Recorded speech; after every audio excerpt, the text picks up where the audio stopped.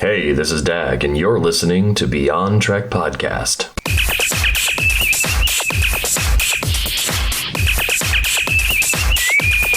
Red alert. Welcome to another episode of Beyond Trek Podcast. I'm your host, Big J. I'm here along with Renzo, and we are going to do a review of the first episode in season 2 of Picard called The Stargazer. And Renzo, I can't tell you how excited I was to get another season of Picard, especially knowing what was going to be happening. So let's say we dive right into it. Spoiler alert. Spoiler alert. Spoiler alert. Well, some good news for you first, in case you hadn't heard. Season 3 of Picard just finished wrapping this week. What? So they're already ahead on at least the live action filming. Wow. Okay. Well, that's great. Now I've got all kinds of things to look forward to. Yeah, I mean, it's interesting how long it takes nowadays to fill in all of the CGI and all the production stuff after the live action stuff finishes, because they were just talking about it. Like one of the production leads was tweeting about it, how they just finished this week. So, wow, nice. Hell, I'm very happy for them to take all their extra time, because it really showed in this episode the quality upgrade from season 1 to me. Yeah. This was a solid place to start. So let's start with the episode. Okay. The name of it is The Stargazer. 3 words, The Stargazer, right? Yep. Not Stargazer like the ship name, but rather a person who stares at stars. Yes. So, kind of a play on both the ship that was Picard's first command and actually looking at stars. Absolutely. It's probably a reference more so to the scene that we get in this episode about his mom telling him to look at the stars. Yep. Now that they're out in rural France rather than Paris. So cool. It's a good punny name. I like it. It is definitely a double entendre. It makes you think of both things. So, all right. First, we get this teaser scene, which was very high energy. It's a group of Starfleet officers making their way through corridors, and the ship is clearly having problems. Inertial dampeners go offline, and suddenly everybody's slammed against the wall. They have some problems with, it looked almost like the gravity plating was having some issues too, because they had some issues there. They're having issues with everything. Everything, yeah. Sides and panels on the walls are sparking. It's not a fun time for that crew. They make it to the turbo lift and take it to the bridge. As soon as they get to the bridge, they find that there are green energy bolts flying out and what looks like killing them. And they go down hard. They find Borg technology. Jurati's freaking out.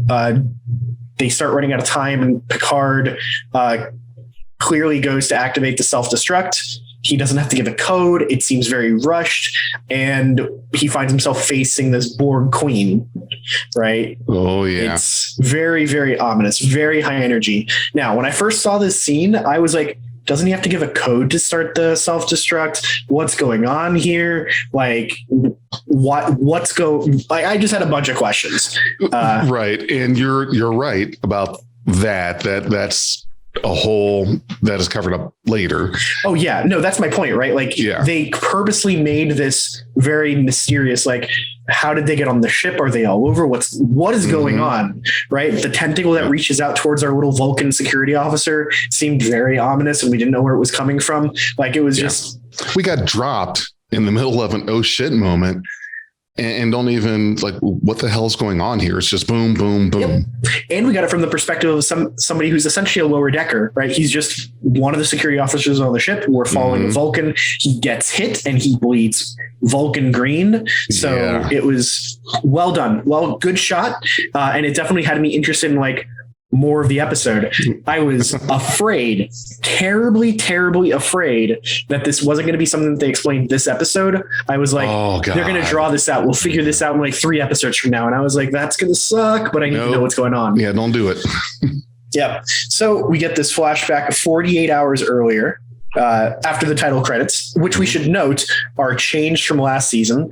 The music is different. The visuals are different. The music is definitely a bit more heroic and bombastic. We've got some bass to it. It stretches it out. It still sounds really good, but it is notably a different theme. The visuals are geared more towards Borg. Yeah, it's definitely current to this season, right? Like last season had the flower petals, which were references to the synthoid, like flower defense ships. Oh yeah. Okay. Yeah. Whereas this season we've got just Borgy stuff. There's no cube this time, but instead we get this like ominous star-shaped thing. But yeah, definitely big fan. It was good. I liked it. Okay, so first scene of the episode after the credits is a 48 hours earlier on Shadow Picard. Picard is just going through the vineyards. He's with number one, which I loved. Seeing number one is great. I'm happy that they brought the actor back. It was really cool. Well, you're partial to dogs. I happen to be partial to dogs. Yes.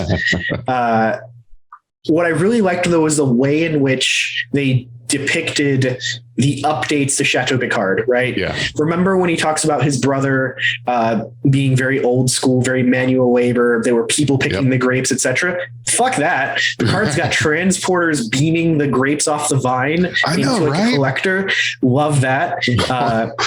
Laris, who seems to be like one of his property managers or one of his like leads, is designing with a hologram and replicators the labels to the bottles, and it automatically prints the label right onto the bottle while Picard is holding one. Right? Like he's definitely designated this workout to Laris, right? Like he's not directing really, which was cool. So it's like they had this thing on lockdown. It was awesome how they were doing it.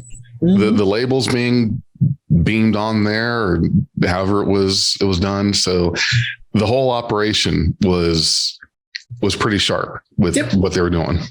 Yeah, it was a really well done scene showing like what a modern-ish, we don't know if this is how all wine is made on Earth, but at least a modern-ish version of the winemaking business goes. So cool.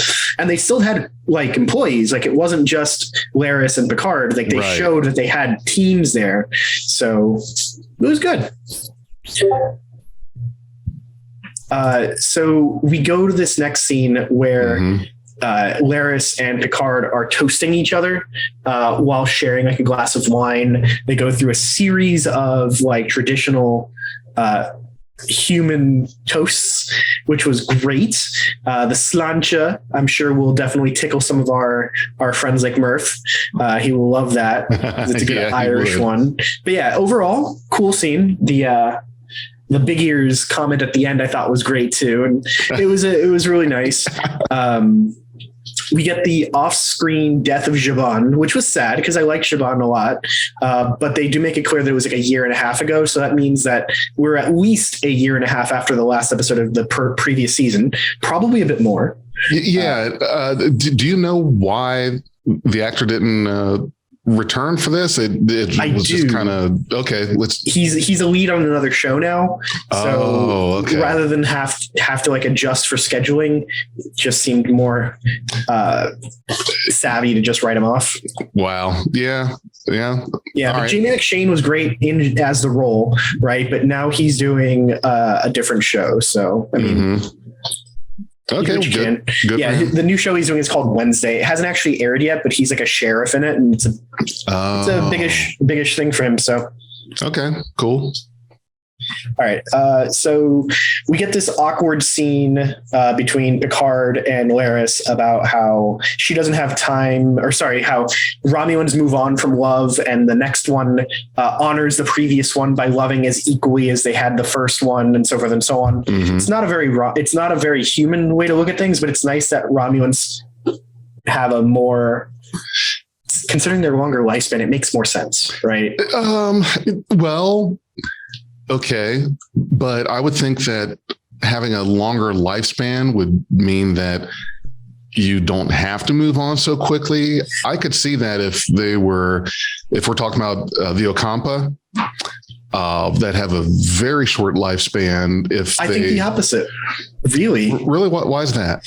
Well, so if you have a short lifespan, right, you don't have time for courtship and finding a new one. So whatever you find the first time is the one you're stuck with, right? Sure. But if you're going to live a long time and you're not going to die of old age, the likelier reason somebody's going to die is an accident, or, in Romulan society, the Tal Shiar catches you. These guys are both Tal Shiar, so not likely for them, but like something kills you. So rather than pine after something for decades, you move on.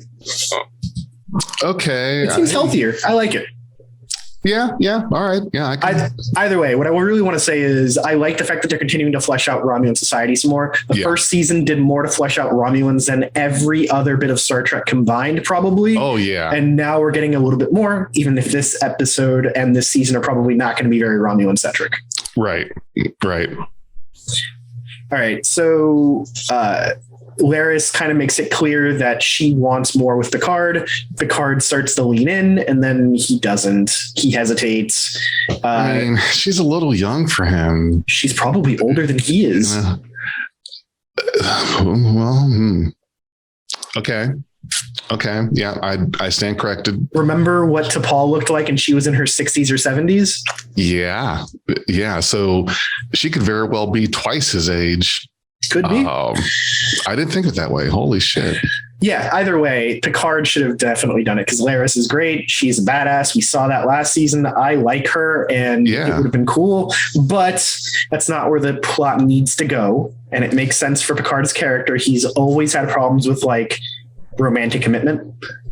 Yeah, he does. I do kind of wish that it would have worked, and he would have went in for the kiss, but on the flip side, I was not surprised that that's what he did. That was kind of like exactly in character, unfortunately, for Picard. Yeah, no, certainly in character, a little sad, but it makes perfect sense. Mm-hmm. Okay. So Laris points out it's late and goes back inside and reminds Picard that he's got to go to bed because he's got a speech the next day. So, okay. Cool. We made some interesting progress here in understanding these two characters. Yeah. Good scene. I really like the toasting. Like I said, the back and forth with that was fun. Okay. It was good because I like how it showed that it's not just employer, that they actually have, if anything, a friendship that she tried to take to the next level, and he helped make everything just kind of awkward. Mm-hmm. But that happens. Yep. So next scene is actually a bit of like a memory. I don't want to call it a flashback because it's probably not fully an event that happened. It's probably like a bit of like how he remembers it. Right. But Picard is now as wandering the house. He goes to like a glass cupola. It looks kind of like an observation room or maybe like a greenhouse or something. And he starts looking around and seeing how it's broken and damaged. In the past, now we get the memory of it. His mother, Yvette, calls him her little Magellan, talks about how Paris is still just a transport away, not all that far. So they're going to be here. Jean-Luc asks if that means that they're going to fight less. And that's a very telling question. Yeah. So Yvette, lies to her kid. Right. Yeah. Oh, you're talking about the parents. Yeah, the parents fight. Yeah. But yeah, it's an interesting bit of setup there. But it definitely, we've seen that Picard's dad was a jerk, right? Definitely was abusive towards Picard. Now we know that he also fought with his wife, right? So it just gives us a bit more there. Yeah. In the present now, again, Picard is like still in the broken greenhouse, holds a piece of glass with a rose on it, and more traumatic flashbacks. Yeah, so it's overall a really cool scene, and it ends with the mom like telling him to look up at the stars, Jean-Luc, look up, right? And so in the present, he does. It's a cool scene. I do like that there's some more family development with Picard's character, because we didn't get a whole lot of that in the past. So this was good. I'm not sure how to feel about the whole parents fighting thing as the way to depict what his childhood was like. I'm surprised they went that direction, which I guess causes more drama, might be, something more interesting, I guess, to see in a show than your typical husband and wife that are always happy or something like that. It's a realistic take, right? Yeah. Like we know that many of the parents that we've seen on Star Trek have had some issues with their co-parent, right? So like Molly and Miles definitely had some fights. Sorry, Keiko and Miles Keiko had some fights, and Molly sees some of them, right? We've also seen some very happy parentings, and it's I don't know. I'm down with it. It makes sense. It kind of explains a lot about why he really wanted to get so far away from the farm, right? So he went into cool. space. You can't get further away from the farm than a couple galaxies over, or a couple systems. Let's not go galaxies. Yeah. Well, I was talking about when he was on the Enterprise D, when they ended up getting, they did actually get thrown out, and where no one has gone before. One has gone before. That being said, when he came back to the farm, when he's now running ship to Picard, he brought a little bit of space with him. That's those updates to technology that we talked about before, right? Like, I don't think Robert would have done things that way. In fact, we're told he doesn't do things that way, but now it's under Jean-Luc's command, and he brought some modern tech. So cool. So at the end of that scene, we get a cool shot of the USS Avalon getting knocked about a bit by like a strange spatial anomaly, and they call Starfleet headquarters about it. As soon as I saw this anomaly, and it's pictured right behind me if you're watching the video, that's nice. It looked really organic. It looked kind of like the Upside Down from Stranger Things. It had like green masses almost. It looked awesome. I loved it, but it looked biological, and I was a little weirded out by it because I was expecting Borg because of the opening cinematic, the opening title credits, but it's green, which is also Borg, but they don't usually do like organic-y things. So I was interested in this for sure. Yeah, you're right. And I was getting that vibe, which, without giving away what we're going to be talking about later, was that this definitely looks like it was not natural, which it wasn't. It was created. And I think it looked pretty neat too, to me. Looking at it now as your background, I'm glad it looked different than most other anomalies that we see. Yeah. Either way, I thought it was a really cool little shot there with the Avalon getting knocked about. It was our first time seeing an Akira class in decades, since a couple episodes of DS9. So it looked like it, but I can't imagine that it was really an Akira class. No, it was. It definitely was Akira. Yes. Akira. Okay. Didn't just look like it. Wow. All right. Yeah, definitely. So I have a whole spiel about Star Trek ships I'm going to get to later. Okay. But definitely an Akira class. And it looked great. The model for that ship was actually the one that's used in Star Trek Online. Yes. So it was. I think I've got that one, or I need to get that ship. I don't know. Yeah. I log in every so often just to, update stuff. But yeah, I did know about that. There will be a lot more Star Trek Online discussion coming. Don't worry. Ooh, yes. All right. So anyways, back to the present, or rather back to Earth. Picard goes downstairs. He's looking around on the bookshelf. He's clearly searching for something. And then we get this great scene with Laris bringing him a cup of Earl Grey tea, now cold, because she's been looking for him for a while, and he's been going around. He starts explaining this book that he's been trying to find, but he can't find it. He literally only describes the cover of it, green with gold lettering, and she immediately knows what it is, immediately knows where it is, and brings it to him. I mean, sure. Yeah. She is hyper competent, and I love her. Oh, yeah. Yeah. If we find my book that's green with gold lettering, okay. Yeah, right. Like, doesn't name the author, doesn't name the book. It's just immediately finds it. And then she comments about how in an age of transporters, you still somehow manage to be late, right? Which goes right back to the whole, like, they've clearly built up a very close friendship, probably since before Jabon died. Like, this seemed like they were doing this last season too, but it is shown to us here very clearly. You're right. How can you still be late? With some things never change. And we know that he's giving a speech, so he's important to this event. So they're going to have to wait for him. And end of scene. And now we find out what the speech is. He's not giving some cockamamie interview again with a news service. He's not getting himself into trouble trying to convince an admiral.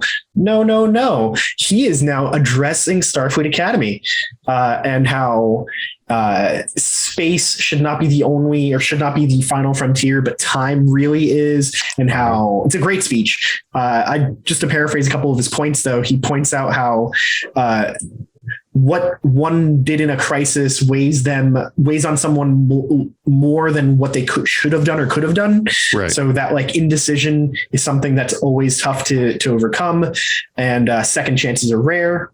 It almost sounded a little bit like he was reminiscing about in Star Trek Generations when he's talking with Tully and Soren about like time is a predator, or the time is a fire in which we burn kind of thing. That whole bit. Yeah, so, time is a predator which stalks us all. Yeah, I think was the phrase. And that's a very interesting way to look at the final frontier, because you can go to many different places. You can keep discovering as you explore, but time is a little tricky. Now, I assume that the way he's giving this speech is that it does not include cheating, the different ways that they've traveled back in time, traveled forward in time. The many ways. Yeah, the many ways. So, and that's what I thought was, is it really the final frontier? Because it got to a point where traveling through time was like, I don't know, it got easier to do. It seemed like. I'm with you, right? That makes sense, right? But even then, they know that they're not supposed to travel through time. True. Right. So there's a prohibition against doing so. And there's the Department of Temporal Investigations that probably has a file on Picard, like they have a file on Kirk and a file with Sisko. Yeah. Yeah, for sure. And Janeway. They got files on everyone, basically. Mm-hmm. So, yeah, no. And from the kind of like understanding we get from the Cerritos crew, time travel happens, right? Yes. Like you got to deal with temporal anomalies here or there, whatever. So it's probably pretty widespread, but I think Picard's point is less so about like it being the final frontier that we have to explore, but being the thing that we forget about, right? Like there's always more to time than we realize, just like there's always more to space than we realize. Yeah. But space, we can eventually cover all of it. Can we ever cover all of time? No. Ooh, no. Mm-mm. So that's a good one. That makes a lot of sense. Yeah. So overall, it's a great little speech. And then he comes around to talking about the first fully Romulan cadet to Starfleet Academy, and it's Elnor, which was delightful. Yes. In this scene, we actually have a really cool lot of flags that are behind him too. We see the Klingon flag, the Bajoran flag, the Andorian flag, the Tellarite flag. Like it's a whole cavalcade of flags behind him, the Federation flag, the Starfleet Academy flag itself. Like it was really cool. So it's a cool scene. We see that Raffi is also in the group of people sitting behind Picard. So there's definitely like a whole atmosphere of reuniting here because he gets to see Elnor again. I did think it was a little weird that Elnor stood and like waved into the crowd while getting the cheers and such. It's a little weird, but whatever. What else are you going to do? You know, waving seems like about the only thing you could do at that moment. And he's clearly very happy about being in Starfleet Academy. You know what it is? It's the most honest thing. And with his absolute candor, he had to do it. I guess that makes sense. Yes. And then he finishes his speech by going that he is the last Picard, right? With all of the choices he's made in his life, there will be no further Picards. Renee died. That was his closest like nephew that might have carried on the name. Right. In spite of all of his ancestors, he's going to tell them a quote from his mom to look up and let's see what's out there. Right. Very sweet. Right. No complaints. It looked really cool. The appearance or the shot that they used for this was impeccable. It looked better than the Starfleet Academy scenes that we've seen everywhere else in Trek, in my opinion. So I think it's, and this is just my opinion, he knowingly is or has put himself in a situation to end his family line with himself. And I think that's a little bit on the selfish side. Now I get it. Before his nephew was killed in that fire, it was assumed that, of course, his nephew would carry on the name. But then after that happened, wouldn't you think that now when you know you're the last one in your family tree, would you just let it die out with you?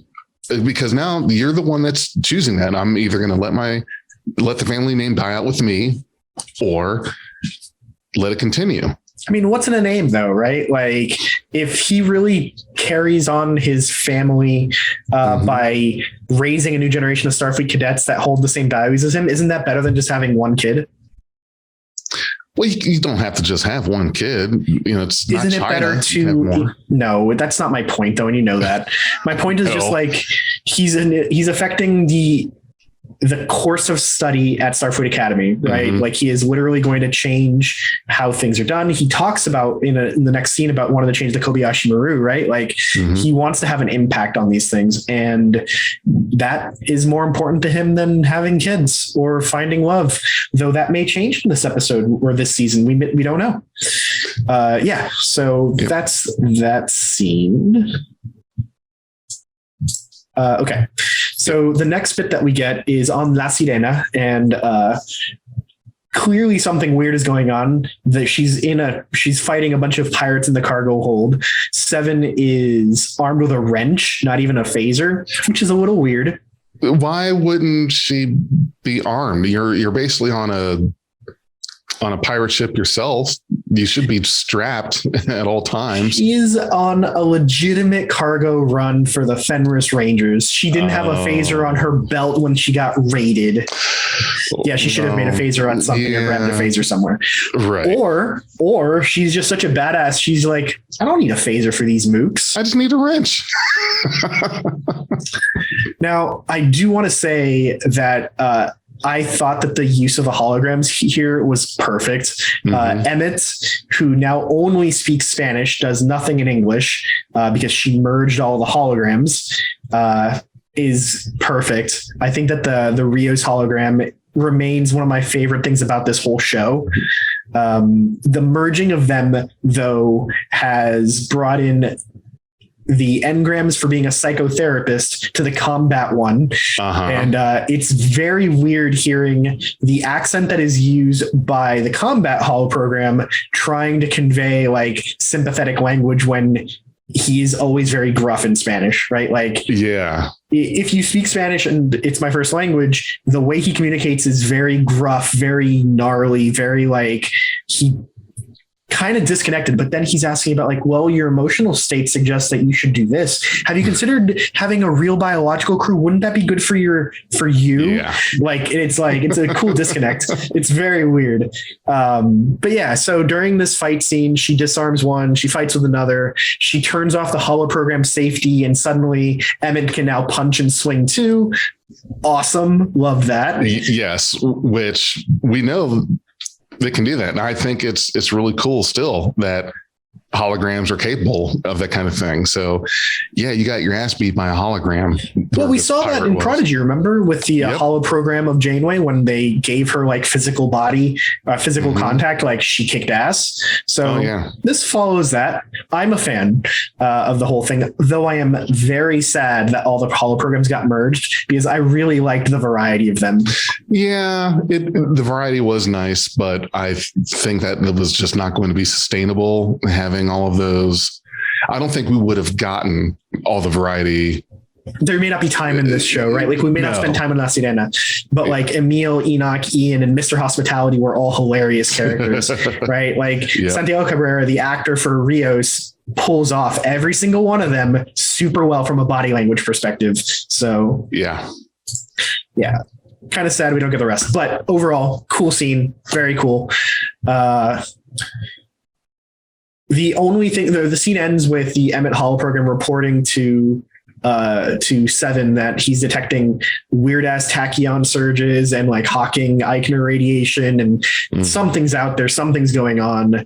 So that's what they end up going to, and then they bring it up on screen, and Seven's response is literally, what the hell is that?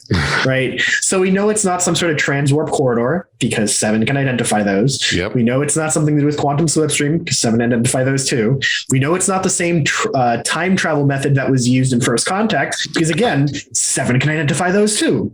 So whatever this is, it's something novel. Yep. She's never seen before, or it doesn't even look similar to anything she's seen before. Yep. But yeah, overall, that was a really cool scene. Mm-hmm. Okay, so cut to our next scene, and now we're on a planet called Raritan 4. I think that's right. Yeah. And we've got Soji talking to a bunch of Deltans. This is the first time we've seen Deltans live action since the motion TMP. Yeah. I think we saw one of them in Lower Decks. I'm pretty sure, or it was just a bald guy, but hard to be sure. Right. But yeah, I mean, it was you could cool be bald, not be a Deltan. Sure. Hard to say, right? But yeah, it was really cool. She talks about how like she's been traveling for more than a year since the ban on synthetics has been lifted. So trust can't be built through an interpreter, but through words spoken from the heart. The Deltans love it. It's like a Deltan dinner party. Overall, excellent scene, or excellent little bit of banter back and forth. And she speaks in Deltan to them, which is neat because we've never heard it before. Right. We probably won't hear much of it again, but that was really cool. Then at a nearby table, Jurati is visibly drunk. She is 3 sheets to the wind. And a dude approaches her who's also Deltan. And he starts flirting, and she's like, "Oh shit! Like, let me tell you why I am unsuitable for you." Yeah. None of my relationships have lasted more than like 6 months, or all of them lasted less than a year. I was cleared of murdering my previous boyfriend, even though I'm not sure she should have been. She should not have been. I'm still not a big fan of that, nor how quickly she moved on after she killed the dude. But yeah, definitely weird. But she's clearly moved on now, and her last boyfriend and her had a bad breakup. Suddenly the communicator goes off, and guess who it is? Her ex. Rios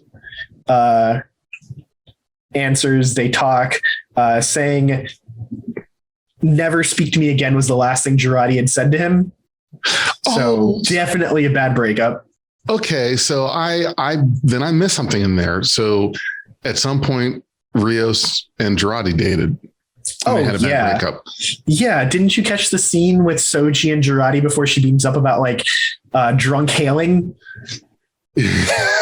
Or yes, yeah, instead of drunk dialing or drunk calling, right? Like drunk same hailing. thing. But yeah, so it's in the between the seasons, it's clear that Jurati and Rios had a thing.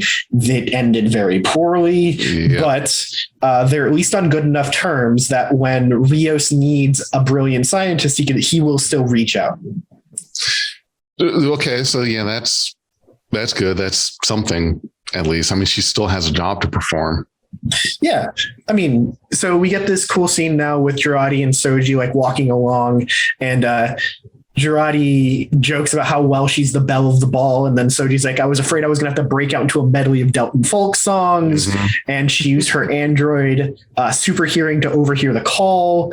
And they banter back and forth about like if that's an invasion of privacy, which probably it is, but the loophole was solid. So either way, it's clear that these two are best of friends at this point. So it was cool. It was a cool bit of world building just to see what Soji's been up to. And she's been serving as like a diplomatic ambassador for the synths, and cool. She's great at it. Well, she'd be the perfect one to do it. She's got the most experience with dealing with other people because she was away from their, home planet. I can't remember the name of. And yeah, so, I will say it's a little suspect though that she wasn't held responsible for almost summoning through the Kajalagu through the thing. Because remember, she was ready to do it, and then Picard changed her mind, right? That's still probably something that she must have had to reckon with. Like there must have been something there, but we don't know right now. There might have been. We may see later. Okay. Jurati gets herself beamed up, taps on what I thought was just a button, but it was actually a comm badge, which was cool. I thought the same thing too. I didn't see anything that looked like a comm badge. And so this was kind of my thing that I was thinking was that by the 25th century, you would think that they would have some magic pill or hypo spray, something that instantly makes you sober. I mean, they may. Right. But I don't think she cares or was down, right? Like she may have just been like, fuck it, I'm gonna have to deal with my ex. I may as well be drunk. The best way to deal with an ex. She also didn't know how serious whatever Rios had brought for her was, right? So she just probably, I don't want to fault her on this. Like Sure. So it's not that big a deal, but all right. So she beams back up. Or she beams up rather to Rios' ship. We are now revealed that he is a Starfleet captain. He gets some cool banter back and forth with his bridge officers, and his XO throws him a cigar lighter. He is holding a cigar, though it is unlit and he does not smoke it. He is definitely like chewing on the thing like he's ready to do so. So why would you? What he lit it. He did. I saw him light it, or was I dreaming? He played with the lighter, but he doesn't actually ever light it. We never see that cigar lit. So why the need for the lighter? Why is he playing the lighter? I don't know. We saw him smoking it all the time in the first season of La Sirena, but here is a Starfleet officer. He does not actually light the thing. Right. Okay. Yeah. I thought that was kind of odd. It's like, dude, you got it. Light it. Or put it away. I like smoking cigars. I have a little humidor over here. Like it's a fun little thing to do. Mm-hmm. It's not something I would want to do around people who don't like it, right? Because they do have a very strong odor. And he's on a bridge. It's contained. Who knows? Maybe the air filters can filter it out so nobody gets cancer from you smoking it, but it may still smell bad, right? I don't know. Yeah. It's probably just a matter of like showing that he is under control. Like he's in control of this. It's part of the look. Yeah, it's a part of his character without being something he needs to do all the time, which is cool. But yeah, he's fiddling with the cigar the entire episode, which I think is still pretty cool. So after the events of the first season, it looks like everyone got reinstated into Starfleet, welcomed back. Raffi's back to being a commander. She's back in her operations gold colors. We've got Rios here as a captain of a Starfleet ship that looks very fancy, though we haven't seen too much of it yet. And he's also in charge. I mean, I guess maybe saving the galaxy gets you your job back. Okay, we'll rehire you. You save the galaxy. Fine. So it's the least they could do is get their jobs back. Mm-hmm. Now, we do see a very brief glance in this scene of an alien race that we haven't seen since like mid TNG. Mm-hmm. We see a Halion, which is really cool. I believe that is the con officer on the ship. We see a Trill. We see Vulcans in the background. We see a Bajoran. We see plenty of classic Star Trek races on this bridge. I quite liked that. There was I think, did you say Trill? Mm-hmm. Okay, yeah. And it's also, I think, the first time we've seen like an Asian actor portray a Trill. I can't think of a previous one. So, you could, you could be right. First I've noticed. Yeah, it's just adding some more diversity to the Trill race. Mm-hmm. Awesome. No complaints to that, obviously. But yeah. The other thing that we see that I thought was really cool is they're about to engage to go to an anomaly that he wants to show to Jurati. Starfleet wants him to investigate. And then he orders them to go, right? Mm-hmm. Which if that's his warp command, it's pretty fucking awesome. But I like it. Go with it. Yeah. The funny thing for me though is whenever I hear Dale, I think about Latin pop songs, right? Because it's a pretty common word used for to go party kind of thing. Oh, okay. Pitbull loves to use it, for example, in every song he does. But still, it's pretty cool. I like the fact that he chose it.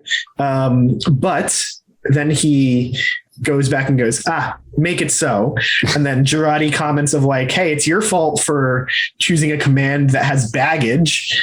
And then we zoom out of the ship and see that the name of the ship is the USS Stargazer. And it looks nice. It is a sweet looking ship. It is the first time that we've seen this design. It is novel and it looks great. It is. It is. Yeah. The original Stargazer was a Constellation class. And the design of this new one like any other refit, definitely had that feel It's a of refit. that design. I don't think it's a refit. I think it's just a new design. No, I'm sorry. It's but it's not a refit. It's a different class, but it's reminiscent of the old design. yes. Yeah, it's got the 4 nacelles. It's got the slightly boxier frame behind the saucer. Mhm. Overall, great looking ship. And as a fun fact for the listeners, it was assisted and designed by the crew of Star Trek Online. So Thomas Morone, the lead ship designer for there, was involved with Doug Drexler and others for making this ship in the first place. So it's actually based on some sketches that they had made for STO earlier on. And the whole thing was just put together Nice. by the Star Trek Picard production team with assistance from consultants out of STO. Well, that's nice. So you think we're going to see more of this kind of crossing or in tandem between? We see more of that this episode. Yeah. So I'll tell you, well, I'll discuss it when we get there because I'm super excited for that scene. Okay. But yeah, there's more of it. All right. So cut back to San Francisco. And we see Picard talking with Raffi about updating the Kobayashi Maru while they're walking around. They're voicing broadcasts of like such and such goes to this ship, such and such goes to this ship. And we hear some names of ships, which are great to hear. We hear about a Grissom, a Hikaru Sulu.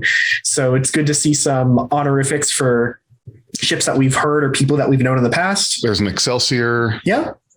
I was just going to ask, but why on the displays do they show the original design of the ship? I don't think that the wall displays that they're going by has anything to do with the people being beamed out to their ships. Okay. I think that's just like a memorial wall of like famous ships in Star Trek or Starfleet rather. Okay. I thought that was because we see the Enterprise D in the back of one of them, right? Like the Galaxy class D is shown and we know that ship does not exist anymore. So right. But yeah, we see a whole bunch of ships in that lineup. Very cool. We see a USS Leon deGrasse, which we've never heard of, which looks like it's a Walker class. We see the Excelsior. We see the Reliant. We see the Excelsior. We see a couple Enterprises. So overall, awesome. Good bit of world building. In this same scene, to the actual subject of it, we have Raffi and Picard talking about like making choices in life and how some people are just so damn self-sufficient, like Seven or Picard, which also reveals to us that at some point in the last year and a half, Raffi and Seven were dating, but they broke it up because Seven had to be out there saving people and Raffi had to be here with Starfleet. So they could do a long distance relationship. I mean, it wouldn't have been the first time that people have tried that. But maybe it's just too much of a challenge at the time. I don't know. Right. But yeah. Everyone started dating and then breaking up in between seasons. Good Lord. It's a pretty common thing on TV shows. Yeah. I remember it happening or being referenced on like Buffy the Vampire Slayer. Oh, really? Yeah. They did all their dating and relationships in between seasons off camera? Early on in the show, they did it off camera. Later on in the show, it became more center stage. Okay. But yeah, and then we get this other good scene where Elnor receives the book that Picard had been looking for. It's The Many and the One, written by Spock, his memoir. And this is when Elnor starts bringing up that he's a little concerned about how he's having all these social interactions and he's afraid of them detracting from his studies. Well, Picard goes, exhilaration enhances the absorption of knowledge, quoting Spock. In other words, live a little, telling him to like enjoy his time, right? Before everything goes by, right? Like, remember, you only are going to live so long, so make the most of it, even though he's a young kid, right? Yeah, he's got plenty of time, but I'm glad that Spock finally reached a point in life where, and he said to Valeris during Star Trek VI, The Undiscovered Country, logic is the beginning of wisdom, not the end. And it really seemed like Spock started, loosening up on the whole logic and suppression of emotions thing as he got older, because we saw him in his last several years of his life in the Kelvin when he timeline. ended up in the Kelvin timeline, and it seemed like he really kind of eased up on the whole traditional stoic Vulcan Yeah, I mean, he was definitely more loose on it too when we saw him in TNG, right? Like he talked about like it being like a need of his to work on unification. So yeah, so he finally came to terms with the fact that he's half human and half Vulcan, so he's able to merge both, right? In early TOS, he is very much just trying to suppress his human side and be Vulcan. We see the same issue with Michael Burnham in Discovery too, right? Yeah. However, Sarek raises kids, it flex them up. From Cybok to Michael to Spock, they are all damaged people because of how he raised them. He's the worst parent. Like he needs to not. He makes Worf look like a great dad. Oh, I don't know about that. That's kind of. I mean, I get what you're saying, but that cuts deep. Right. So Worf was a bad dad for one kid, right? Oh, okay. Yeah. I'm just doing this on numbers. Sarek seems to have been a shitty dad for 3 kids. Yep. I had 3 kids and none of them graduated from the Vulcan Science Academy. So delightful. But yeah, so cool thing. And then Picard comments about the fact was bad that at marriage too.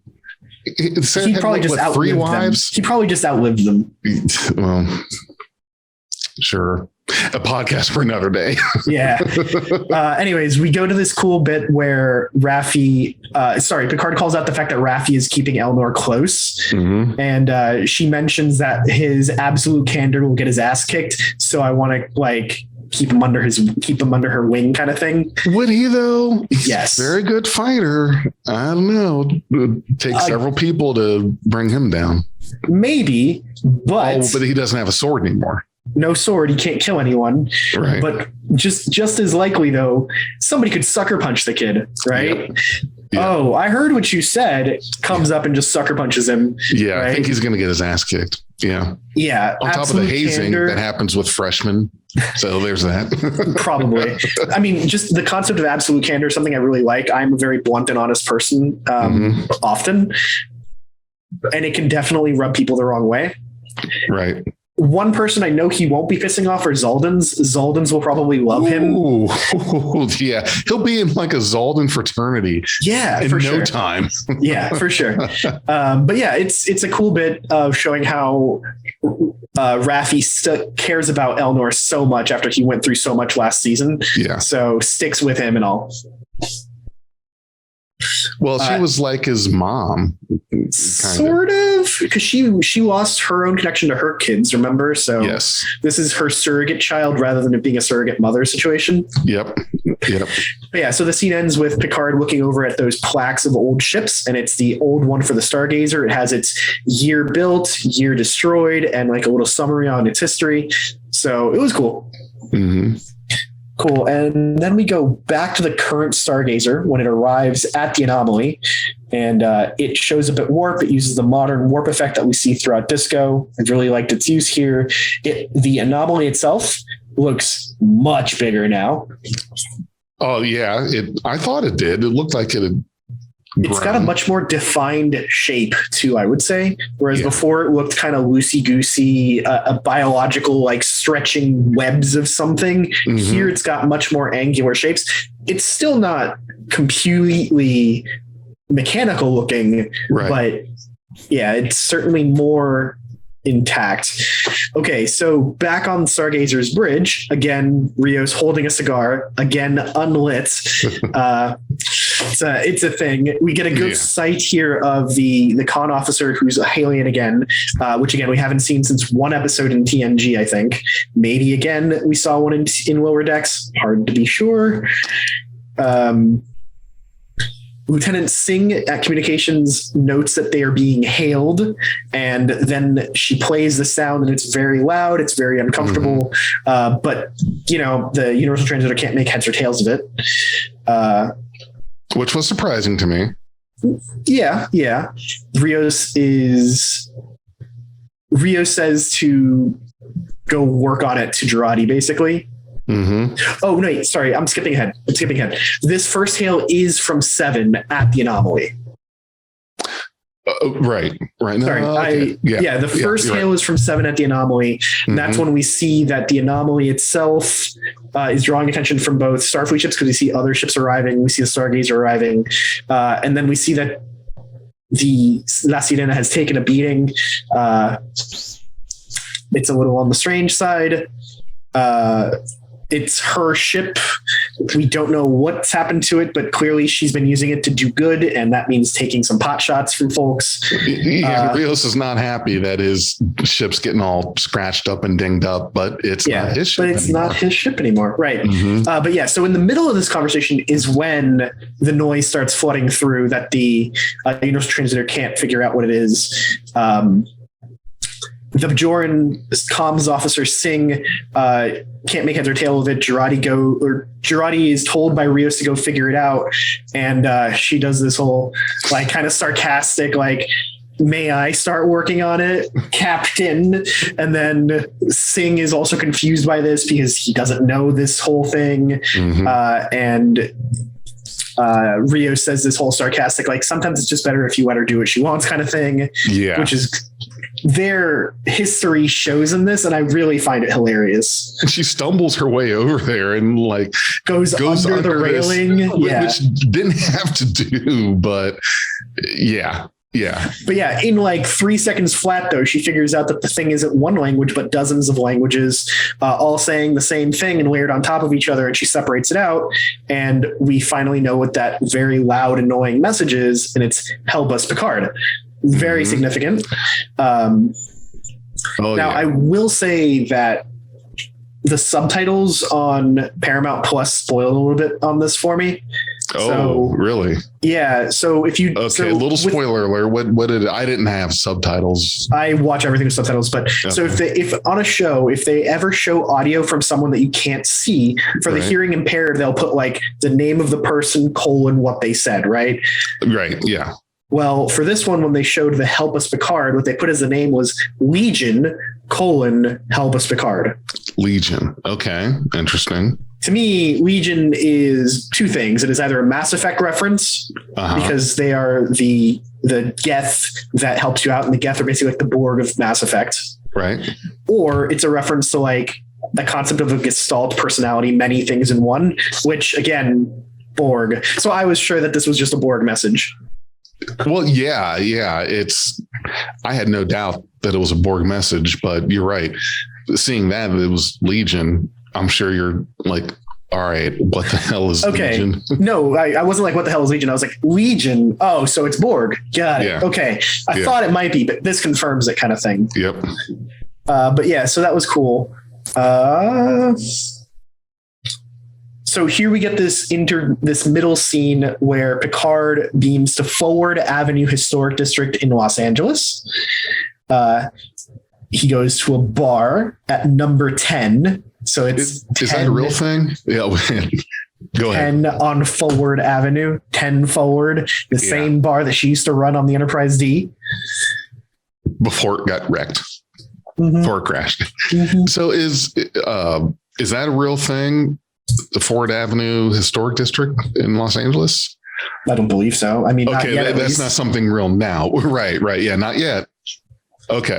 Though the look of it is really cool. It reminds me a lot of the scenes we saw in Deep Space Nine with Cisco in New Orleans. Like it's got a very similar vibe, which makes sense, right? Like we nowadays have historic districts that we just don't allow changes to.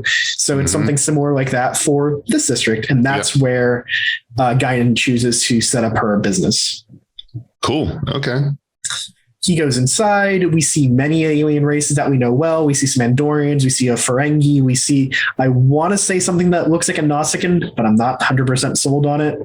I saw that too. Yeah. I just wasn't sure. I'm okay with it being Nausicaan. There's no complaint about it, but it was just not 100% sure. Right. I did want to point out that the look of Los Angeles when they show it is very cool. It looks like an updated version of modern day Los Angeles. It's still got some of the same classic buildings, like the library tower, US Library Tower is still there, but there are many more and bigger buildings, including one that looks suspiciously like Avengers Tower from I saw that. Movies. So I wasn't the only one.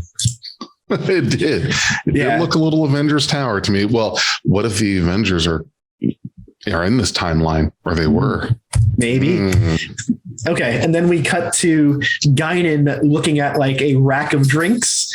And without looking, she goes, I'm going to need some Earl Grey piping hot.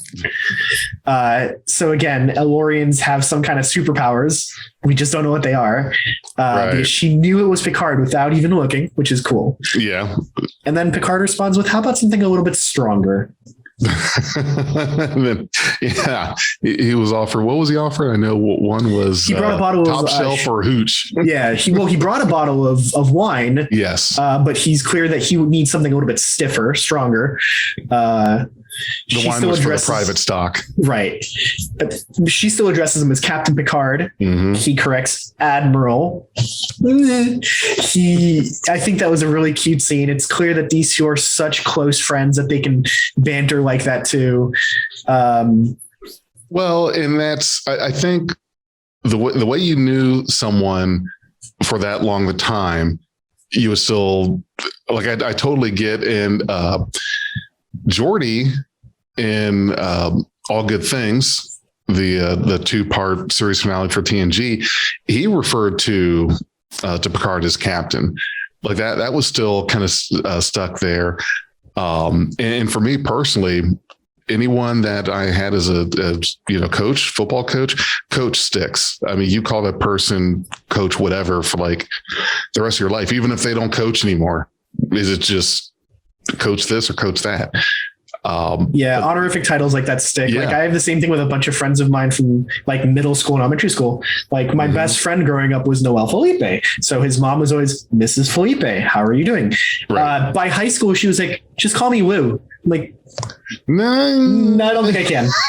I saw him like just last year when I went back down to Miami and I saw his family. It was a great time. And still, how are you doing, Mrs. Felipe? How are you? Like, how is things? And she again, like, was like, call me Lou.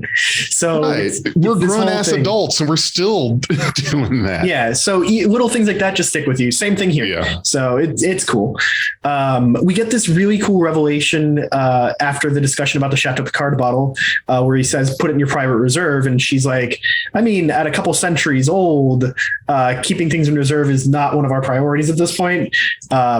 And then Elorians age slower than humans. And then Guinan clarifies by going, we only age if we choose to.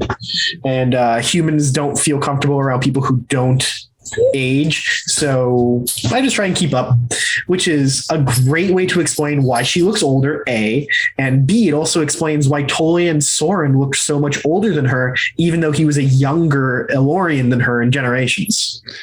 Yeah, but I don't know if I'm buying the whole that you can suddenly make yourself age more. I don't think it's that.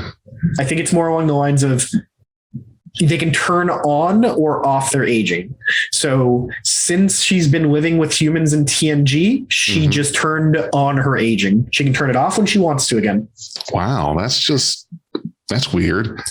Well, okay, so when you let's say you turn on the aging. Okay, you start aging. You turn it off. You turn it on again, but you keep going forward in one direction. You can't go back. We have no reason to think that they can. Okay. Man, could you imagine like turning on and off aging? Yeah, there are definitely some periods in my life would have been like 25. Hold, please. We're good. We're good here, kind of thing. Oh, yeah. It'd be nice to be able to get out of bed after sleeping and not have your freaking hip hurt or something, kink in your back. Yeah, just wait till you get to be my age. You get injured just sleeping. It's like, what the fuck? I feel like this was like the good compromise for how to explain Guinan getting older and Whoopi Goldberg as a person getting older too. Oh, yeah. When everything we'd seen before was that she was like looking the exact same in the 1700s, 1800s with Mark Twain. Yeah. Yep. So it makes sense. Mm-hmm. Okay, and then she then asks about what would you like to drink, top shelf or hooch? And he chooses hooch. Saurian brandy it is, as the wine won't cut it because of his troubling look that he had. cool. The references in this bar are pretty awesome. We see lots of stuff that we kind of recognize around, lots of bottles from TNG. Yeah, it's a really cool little scene. Do they have any blood wine around there? I would have thought that would have been pretty obvious to see, but I did not notice any of it. I definitely saw a bottle of Canar. I didn't see blood wine, but there might have been. It's hard to be sure. Right. Oh, it's there. It's there somewhere. Yeah, it may just not get focused. Right. Anyways, so they go off and sit down together. They pour some drinks. They have like a whole conversation about how he's sad that the ship has failed, or ship has sailed for finding love and settling down. Gaiden goes, "It is never too late. That's ridiculous," etc. Time's not the problem. You're the problem, kind of thing, right? Why is he suddenly? He did it to himself. Yeah, it's not for like. I mean, it was a lack of trying. It's not as if he was actually trying to put himself out there and was not meeting the right person. He did it to himself. So how are you going to complain about something that you imposed on yourself? Big J, have you ever stubbed your toe and been like, "Fuck, why did I do that?" Same thing. He made a choice, or he didn't realize that he was going down this path until it was too late. And then at the end, he regrets doing it. Well, but I didn't stub my toe on purpose. Okay. He didn't stay celibate his years on purpose. He found romantic interests along the way. They just didn't pan out. Nella Duren, Vash, etc. So, oh yeah. I know. Just for me, I wish he would have. I don't know. Maybe was just Beverly in his Crusher. Nature. I know, right? What about Beverly, for God's sake? We don't know. We don't know how that all went. We may find out this season, since he seems fixated on love. So we may get a little bit of a description about like what happened to his last love. Oh, okay. But yeah, so Guinan is the only person who can be this honest to Picard, besides maybe Deanna, right? Or Riker, maybe. Right. Being this brutal of like, don't be stupid, go find love, right? Yep. Like, don't be afraid to explore either flesh and blood or artificial, because she knows that he's a synth, apparently. Your heart, etc. You own your heart, go find it. Seek the answers you want. They're not in the stars, etc. So overall, really cool.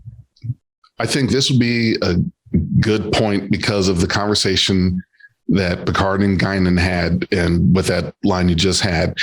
So I've been thinking about this the entire time in between the end of season 1 of Picard to now. So here's a question I want to ask you. I want to see what your response to this is.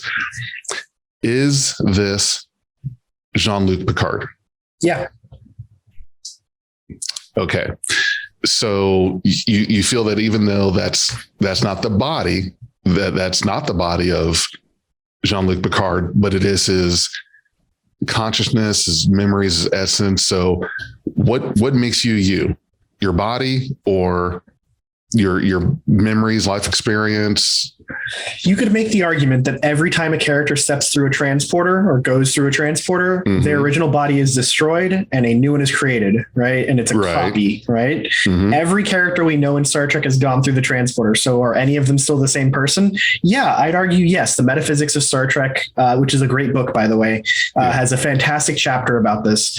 I don't think that the transporter is a suicide box. I think it works just fine. And I think that this is akin to being transported. Yeah, his construction of his body is a little different than the previous one, but everything that matters, his memories, his thought processes, everything else, copied over. I'm satisfied. But he's literally a synth. He's not human. Well, he's still biological, right? Like they made that clear. Yes. But it is artificially created. I don't see how that's any different that if you let's say you lose an arm and they regrow you an arm and attach it, right? Are you still a person? Yeah. Yes. Same thing here. Wasn't there a thing, and you'll have to, this is all I remember about it, was say you have a boat. The ship of Theseus. Yes, that's what it was. You were talking about that. Yeah. If you replace, go ahead, tell it again. Yeah. So here's the ship of Theseus. It's a classic art, philosophical debate, right? Yep. Let's say you have a boat. Yep. And you replace one plank from the boat. You bring in a new piece of wood because the old one rotted and broke. Cool. You replace that one piece of wood. Do you still have the ship? Same ship? Yes. Cool. How many planks does it take until it stops being the same ship? I would think that definitely all of them, but I would have to say that it wouldn't get down to the last plank before I would consider that this isn't the same ship. See, I don't think it really matters how many planks you replace, right? Like if, let's say you're talking about like a ship with 15 people on it, right? If the same 15 people live on it, they continue to do all the same jobs, they still do the same chores on said ship, whatever, right? It doesn't matter how many times you swapped out every piece of wood on it. It's still the same ship. The people make it what it is. And in this case, I think that the personality, the essence of Picard is still the same here. So it's still him. I don't know. This is why it's such a classic philosophy problem, right? There's no right or wrong answer to it. It's just something you can talk about and it's interesting. Right. Yeah. And that's what I thought was interesting. We kind of talked about it a little bit at the end of Picard, was that is this him? Is it what makes you you? Is it your body, your physical body? Is it your mind, your memories, your consciousness, or some combination of both? And for me, if you were to ask me, okay, well, is this Jean-Luc Picard? I would say, in my opinion, yes, because I kind of lean more towards that. What makes you you is more than just your physical body. Whereas some may say, well, no, that's not Jean-Luc Picard. That's not him. That is not the same person that was stabbed through the heart by a Nausicaan. It's not the same person that got shot many years later and almost destroyed his artificial heart. So yeah, I think that's another argument that you may hear, is that this is not the same body that went through all of these things, and so it's not him. But he remembers going through all those same things, right? So does it really change anything? I don't think so. Because so this is kind of like a fun fact, but it's not completely accurate, right? But most cells in your body are replaced every 7 years, right? True. Yeah. So if you replace almost every cell in your body, the ones that don't replace are like neurons, because they just simply never replace. But let's say you replace every cell in your body after 7 years. Are you still the same person? Yes. What's different here? Okay. Yeah. I see what you're saying. Or going back to the actual ship of Theseus, this is the point I usually try and make when people discuss this. It's the amount of time that you go over when you're making the replacements, right? So if you swapped every piece of wood on the ship all at the same time, you have a much stronger argument that it's a new ship, right? But if I replace every single plank on the ship over the course of a year, the argument is weaker. Right. In this case, Picard did replace every plank, every cell all at once. That's fine. But he still remains the same person, because his memories, his decisions, his consciousness, all those intangibles that are greater than the sum of the parts are still there and the same. Okay. If Guinan thinks that this is Picard, we should think this is Picard. Right. Yeah. Now, let me connect a point that you made before about the transporter. Well, his memory and consciousness was copied from the original body to the new one. So would that fall under the same? If it's a copy, you're not really the original you. We don't know if it was a copy or a move. Control C versus Control X. We're not really sure. Right. Gotcha. Okay. Nice thought exercise. Yeah. I mean, this is an important one to think about, right? Because it's something that people worry about. It's all the way back to Riker getting Thomas created too, right? Like, which one is the real Riker? Which one is the real Boimler? Doesn't really matter. Right. But it is interesting to talk about either way. Okay. So cutting to our next scene, because we spent a lot of time in Guinan's bar there. We are back at the Chateau Picard, back at the vineyards, and Picard is visited by Fleet Admiral Sally Whitley. who kind of like just appears out of nowhere with a shuttle without really providing any sort of like warning or anything. But they found something unique in space and they need to get his eyes on it. And Picard is very demure about like, don't you have more qualified people? Like, why me? Mm-hmm. And, well, here's the why, Picard, or Jean-Luc in this case. There's an anomaly. It caused a huge spike in Adler-Lasky temporal radiation, which is something we've never heard of before. Mm-hmm. And then it began to broadcast, help us, Picard, right? Then she explains that there's an entity out there that can bend the fabric of space and time massively, and it's looking to join the Federation because it broadcasts Article 15 of the Federation like charter. It wants to join the Federation, and it's calling for you, Jean-Luc.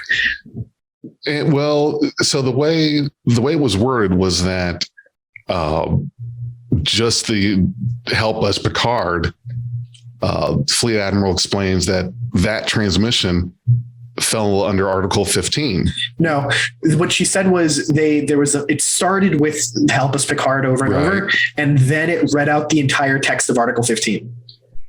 Okay. Which is literally the part about the Federation Charter about joining. So it's like, it's clearly they want to join, like, or at least that's what they're saying they want. Right. So yeah, they're going to haul ass and want to fast track whoever this is joining. Or at least start talking, right? Yeah. And if they only want to talk to Picard, well, get his ass there. Exactly. And then Picard seems reluctant to accept it, but she's handing him a comm badge. It's serious. It's this current generation comm badge, and it looks sweet. She hands it to him, and he accepts it. Right. A couple moments later, Laris returns and starts calling out for Jean-Luc, but he leaves without even saying goodbye because he's a jerk. And we see the shuttle taking off. He should have said goodbye properly. It's pretty fucked up. He didn't. And this is why you are single. Yes. By the way, the shuttle design that we see a little bit in this next few seconds is new. It looks a lot like the type shuttles that we saw in Nemesis, but it is different. It is also apparently very fast because it goes off the warp and gets him to the Stargazer basically instantly, which makes sense considering the importance of everything that's going on. But yeah, it's a pretty neat little shuttle. I liked it. Yeah. He shows up at the Stargazer, comes aboard, and as soon as he gets out of the shuttle, he is greeted there by good old 7 of 9 that he did not expect to see. She just pops up where you least expect her. Well, to be fair, we already knew she was going to be there because the La Sirena had been encountered by the Stargazer at this weird-ass anomaly. Mm-hmm. So when they walk through the corridors, the crew all freak out as he comes along, which is the correct approach to this legend walking among you. Yeah. They talk about how the ship it's not the first in a new class, but it is the first of this type that has all of these Borg enhancements derived from the artifact built into it. Pretty cool. That sounds like an issue waiting to happen. Oh, look at Voyager. Voyager had a million different Borg enhancements, and it was fine.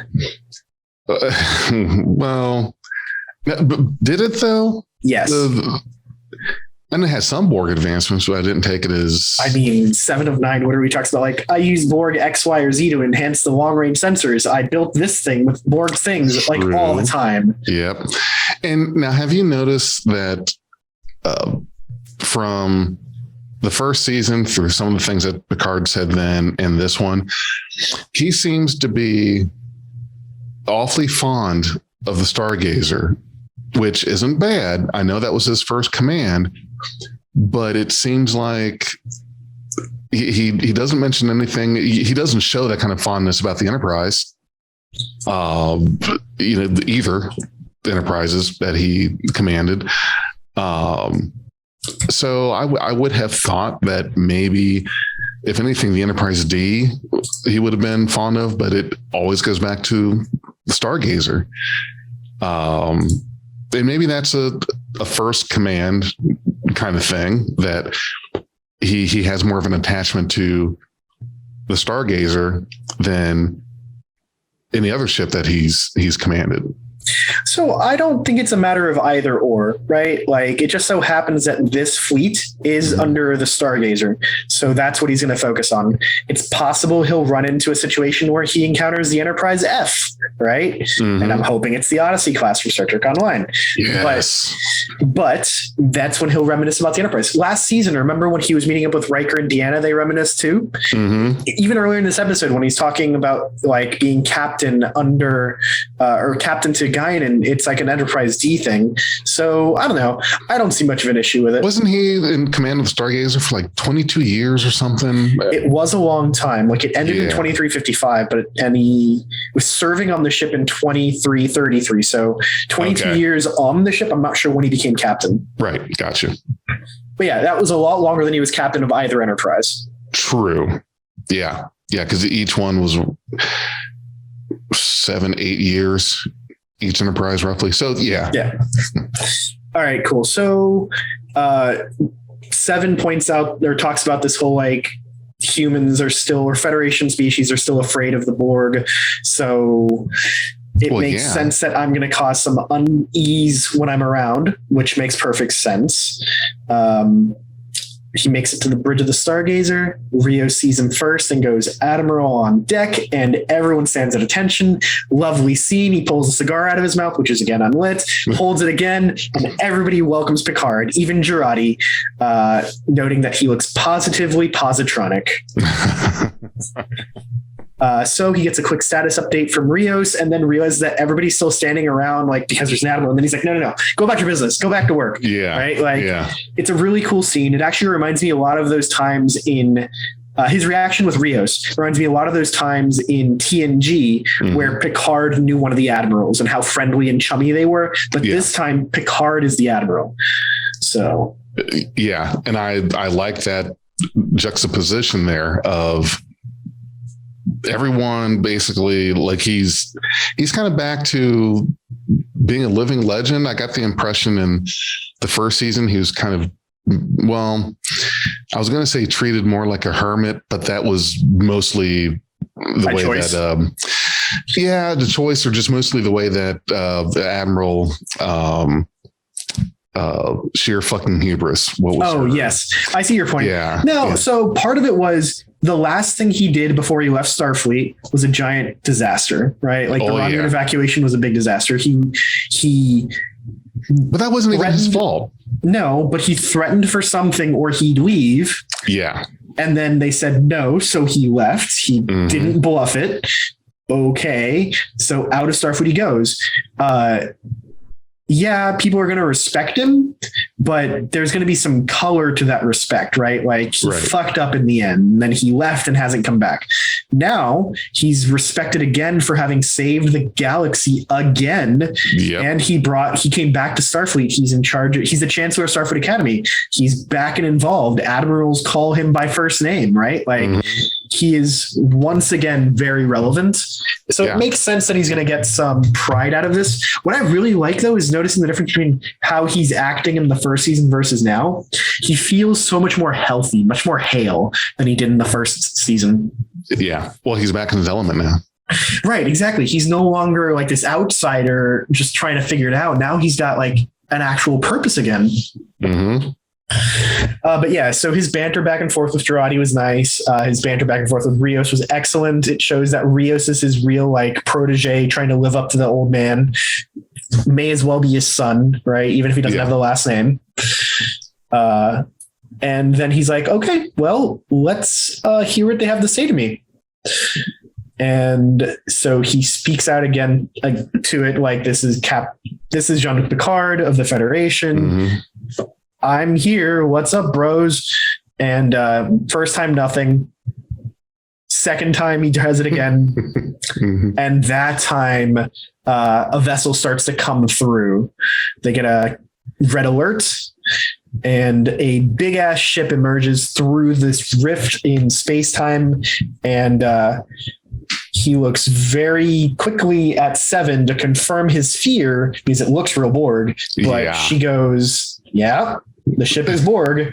It sure do be Borg. So, well, and this is, of course, is a design that we haven't seen before. And there's a lot of mystery behind it, because how are the Borg doing this? Where is this particular ship coming from?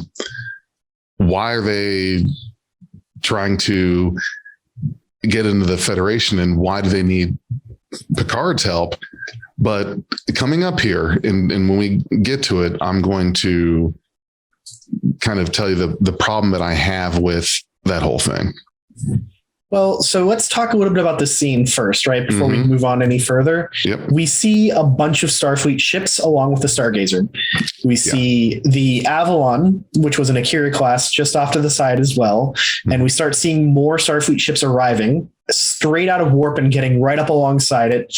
And you've got like this excellent formation going on. And here's where we get some really awesome stuff. Okay. Yeah. I'm a ship nerd. Here's my rant. Right. So we've got at least 2 different Sovereign class ships. It's the first time we see a Sovereign class ship outside of the Star Trek TNG movies. And there's more than one. So that's nice, because now we're seeing that ship is in mass production. So we get a couple of Ross class ships, which are updated designs for the Galaxy class. And the Galaxy class has got an upgrade now. This is a design from Star Trek Online. We see Sutherland class ships, which are an upgrade to the Nebula class, also from Star Trek Online. Yep. We see an Inquiry class like the Zheng He from the copy paste fleet at the end of season 1. We see at least one of those. I think that there were 2 technically, but that's there now too. So that's a nice new design. It's good that they've integrated it into a fleet, so it's not just one design. We see the Stargazer, which we now know is Sagan class from design documents that have been released. We see the Gagarin class, which is again from Star Trek Online, showing up on the big screen, on the silver screen, I guess. Right. We see a Luna class ship. The first time we've seen this in live action Star Trek, we saw it in Lower Decks, and now it's here. Yep. They have a Reliant class, which is an upgraded Miranda class, also from Star Trek Online. Wow. Truly nutty to me that they brought in all of these awesome designs from STO, which I have as ships now. Yeah. And now they're in the show. And I also caught a updated Excelsior class. That's the last one I wanted to bring up. Okay. Right.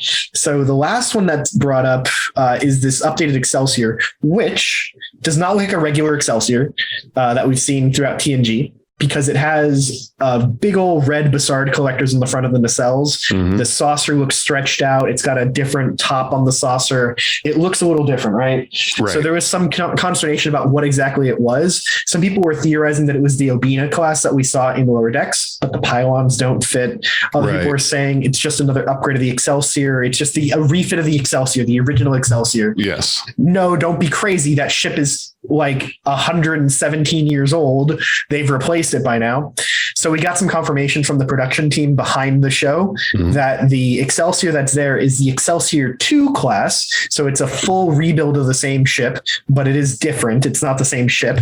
And that USS Excelsior is a USS Excelsior, but it's not NCC 2000. It's NCC 42037, right? So it's a new ship, same name, different registry.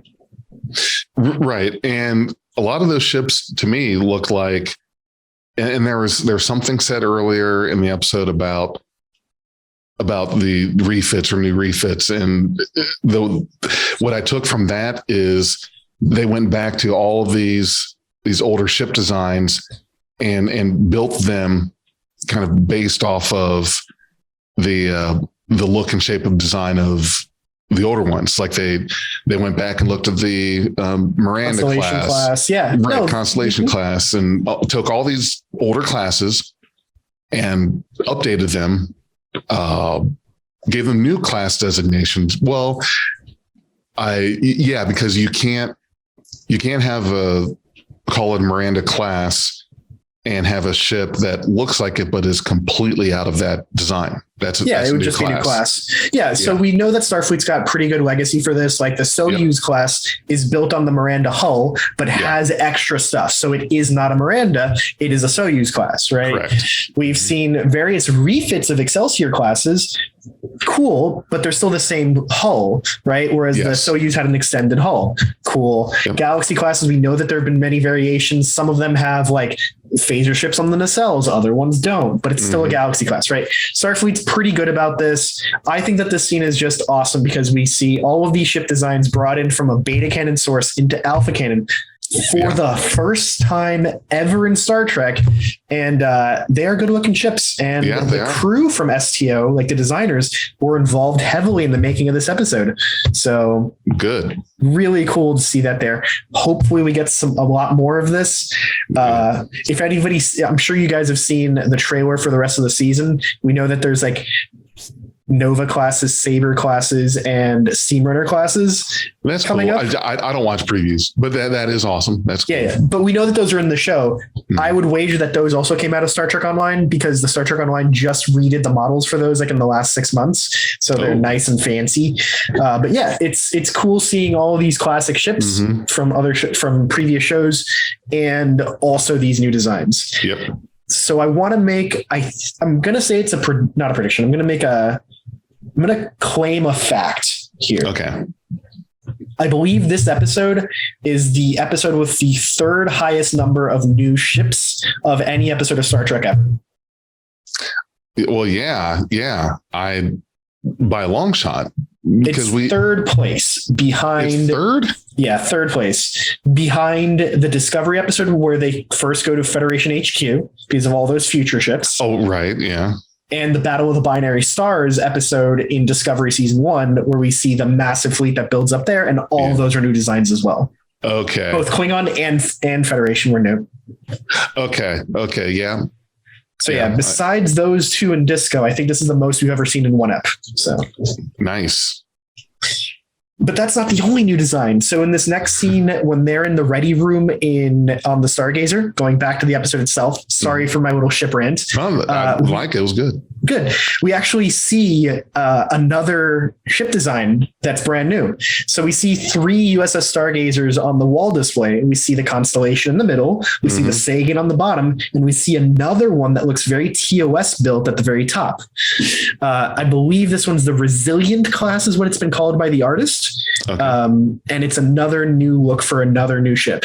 So it's pretty neat to me how much work they went into filling in the universe itself of Star Trek by Radiant class, not Resilient, Radiant class, making this make sense that even if they're using the name, they've made sure that if they're making a Stargazer, it's a foreign nacelle ship every time.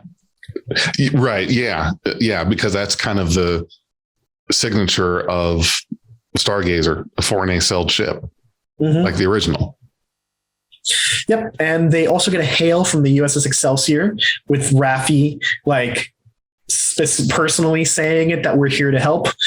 And as they have this conversation, Rios gives a really cool little analogy of like, we're the tip of the spear and the devil is calling your name.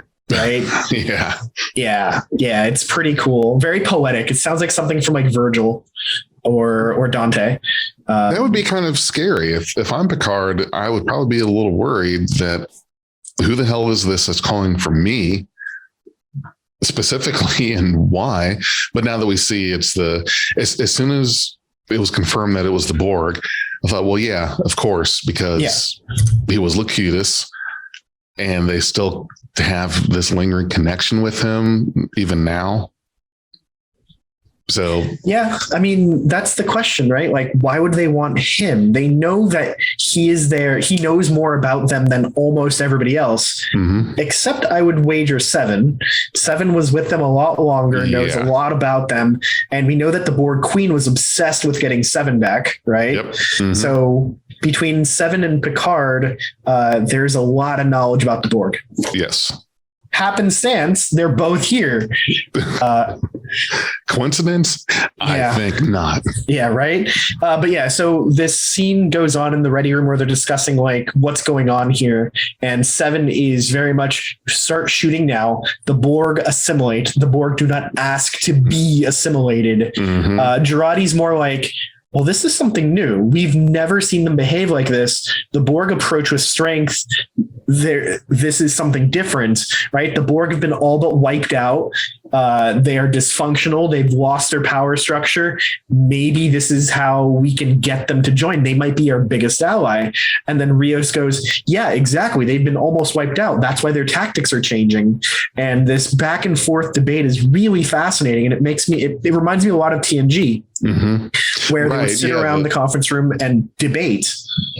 I miss those, but you're right. It was like that debate. And where are they getting the Borg on hard times and almost wiped out or whatever it is? It's just, now if you're going to say it was from Endgame, from Voyager, Endgame, well, but that was more, I know that was more than that was Unimatrix Zero. That was like the main thing, but that was what, 20, 30 years ago. I would not have thought that blow, even though it was like destroying the Death Star. Yeah, you did that, but it didn't mean it was the end of the Empire. But the second time when they blew up the Death Star with the Emperor on it, it was the end of the Empire. When they blew up Unimatrix 1 or Unimatrix, like the Unimatrix, it blew up the Queen too. Right. And she couldn't download herself elsewhere. Okay. So they're still pretty much reeling from that loss. Yeah. I think that's what they're trying to get us to think. Okay. Which I'm okay with. It fits. Or Species 8472 kept kicking their asses. And they got pushed out of the galaxy. Get out of the way. Oh, yeah. But yeah, so it's a cool scene. I really like this back and forth. Seven gets kind of emotional, and rightly so, and talks about how the Borg have wiped out entire species. They killed and assimilated billions, probably trillions, including her parents. And if she's wrong, we destroy a Borg ship. But if she's right and they did nothing, that's the end of the Federation. So clearly the debate isn't over at this point, but they've both got some very strong arguments out there, right? Like, if the Borg that are here, even if it's not all the Borg, are earnest that they want to join the Federation, that changes everything, because they have so much knowledge and so much ability that if they were to join and try and reform and become like a proper race again, like, that's a hell of an ally for the Federation to make. Why would Seven even think that the Federation would be at risk from this one ship? Or I mean, the Borg have always been a threat, but it doesn't seem like anyone, every time a Borg ship is encountered, you're not thinking a Federation ending event.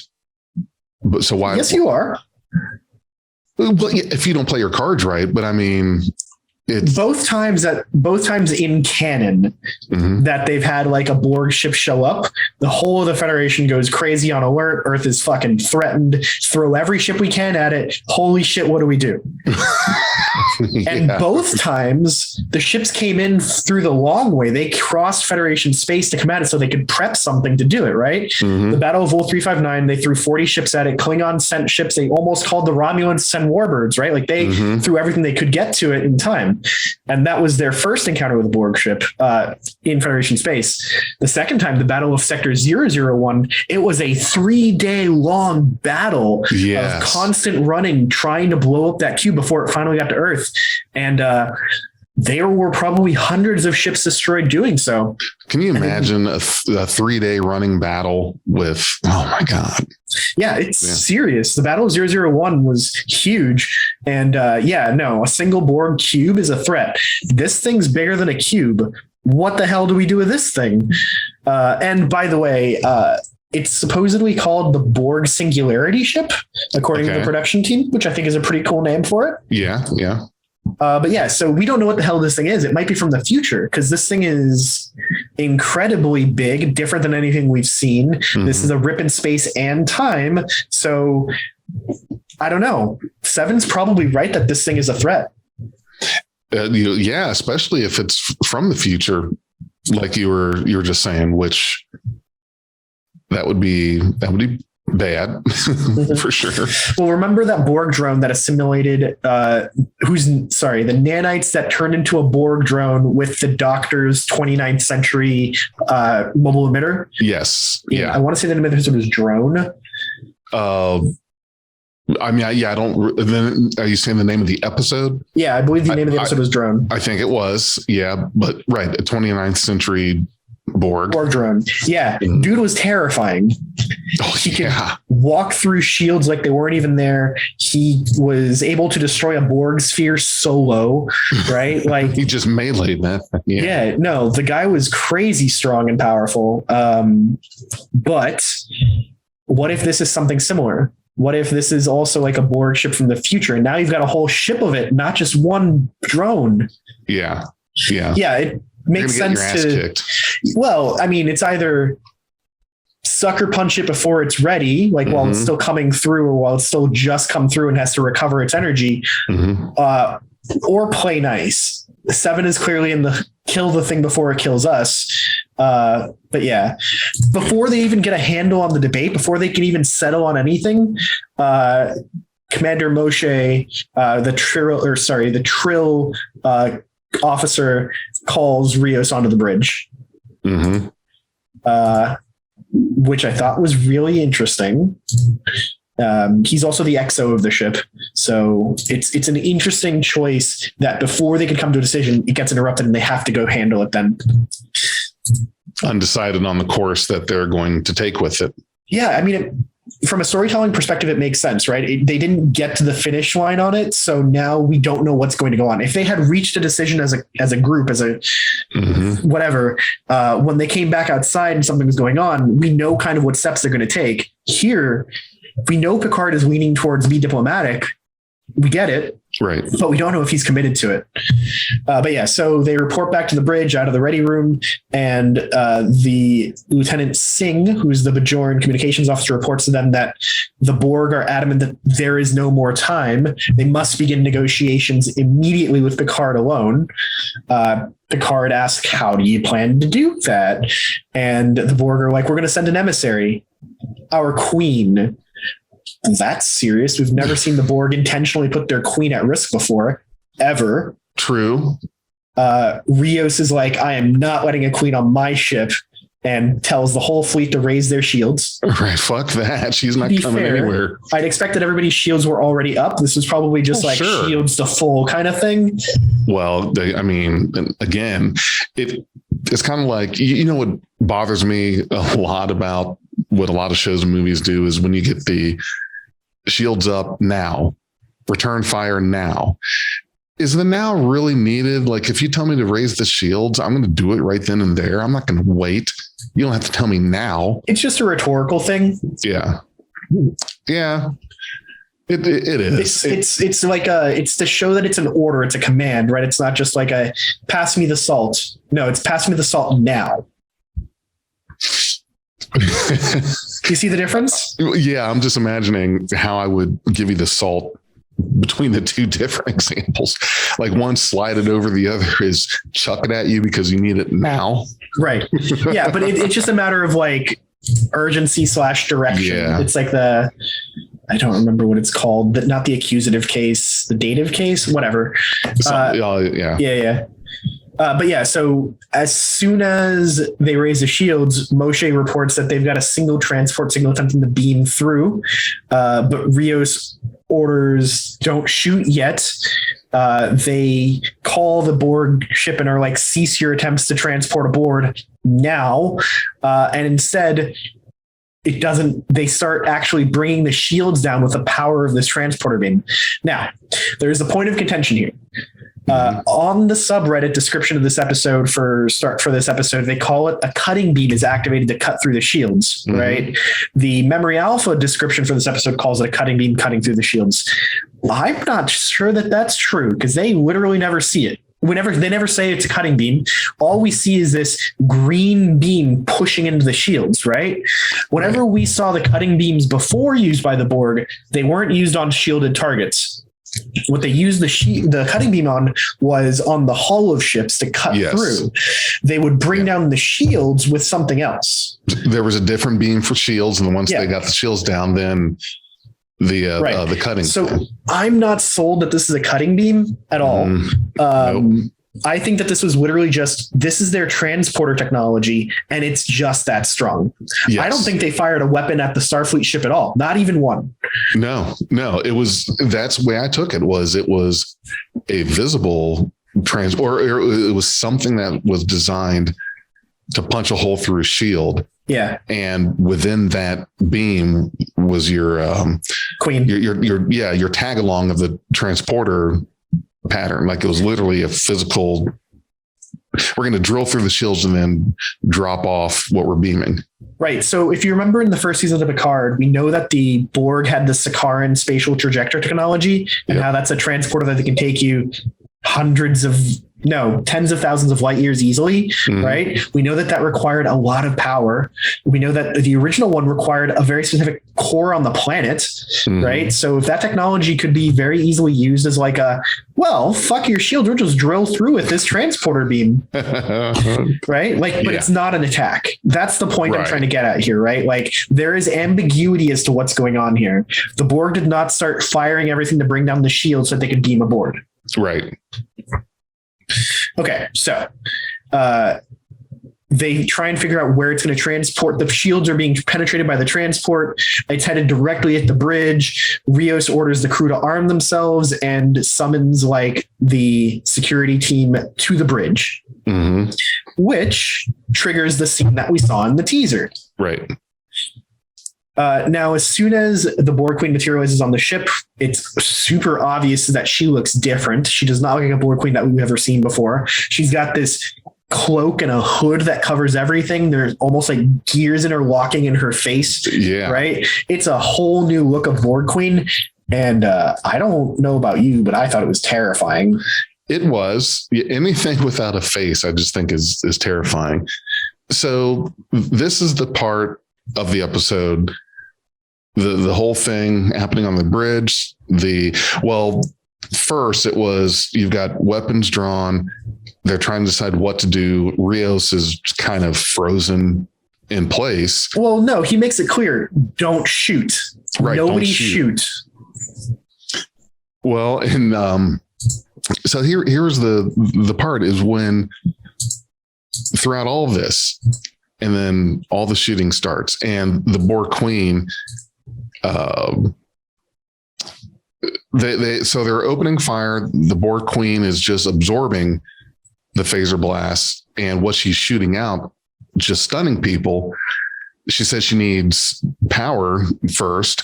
Well, let's hold on before we get to that, right? Okay. So Rios tells them to draw your weapons, but don't fire. He even specifically tells it to Moshe, his first officer, it looks like, right? She tells him that the Borg wish for peace, right? And then in a slightly ominous tone, like this sounds almost malevolent almost, but first she requires something. What do you require? Power. And then some tentacles come out from her back and stab into the consoles that are right next to her. She doesn't attack anybody there. She's just plugging into the ship. And as soon as that happens, Seven opens fire on her with a phaser. Notably, the pulse from her phaser was blue. It was set to stun. Well, but does blue always mean stun, especially for this kind of weapon? Yes. It's been pretty consistent across Trek for a few years now. True. A half second later, everybody else on the bridge starts firing too. Yeah. Their pulses are not blue. Their pulses are red, which is kill. Well, but with Starfleet phasers, we've always seen red, orange is red or whatever it is, whether it was set for stun or kill. Not true. So in the Kelvin timeline and in Discovery, we've seen that flipped. And I think that this is just a new thing that we need to get used to, that phasers shoot different colors for stun and kill. Sure. Okay. Anyways, point is, they all start firing at the Borg Queen. And like you said, she starts absorbing these blasts into a shield. they don't seem to bother her at all. She doesn't even turn her head to do anything to it. And then they start shooting people back one by one at first. And then when everybody starts shooting all at once, she takes out like 10 people all at once with simultaneous pulses out of her shield. Very badass. At that moment, someone reports that she's not killing them, she's stunning them. It's Seven that reports this, right? That she's not killing them, she's stunning them. Right. Very out of character for the Borg, like very weird, right? But we don't get an explanation as to why. She's just redirecting the energy back out, and even though she's being shot at with kill shots, she's shooting back with stun. Notably, she never shoots at Seven because Seven shot at her in a different color, which I think was stun. So she doesn't even bother to shoot back at that. And that's when the computer starts to report isolinear fragmentation. Jurati runs over and starts poking at it and is like, she's taking control of the Borg modifications on the ship, and not just on Stargazer, but the whole fleet. It's a hub. Command codes are getting overwritten. She's working to assimilate the ship. It's like 40%, 60%, 85%. She's getting faster. More people are arriving on the bridge, constantly coming out of the turbolift, still shooting at her while she's doing this. And the Borg Queen don't give a fuck. She sends out a third tentacle that reaches across the bridge and stabs right next to our opening teaser, Vulcan's head, straight into the wall, and plugs in a third one. And at that moment, Seven insists to Picard that she cannot be allowed to have an entire armada. And we get a shot of all the ships outside the Stargazer kind of like listing, and their shields are flickering. And sometimes you see like green lights flashing rather than blues and reds. Right. And the Borg Singularity ship is still big and massive and hasn't even taken a single shot. Right. They've won this battle, it seems, without firing a single shot. So Seven tells him that you can't let them have the whole armada. So Picard activates the auto-destruct sequence. He looks at Rios while he's doing this, and he gives the firm countdown, like 000, destruct 0. So it's like he gives a proper command code and a time. So unlike my concern from the first bit of the teaser, he actually does do it right.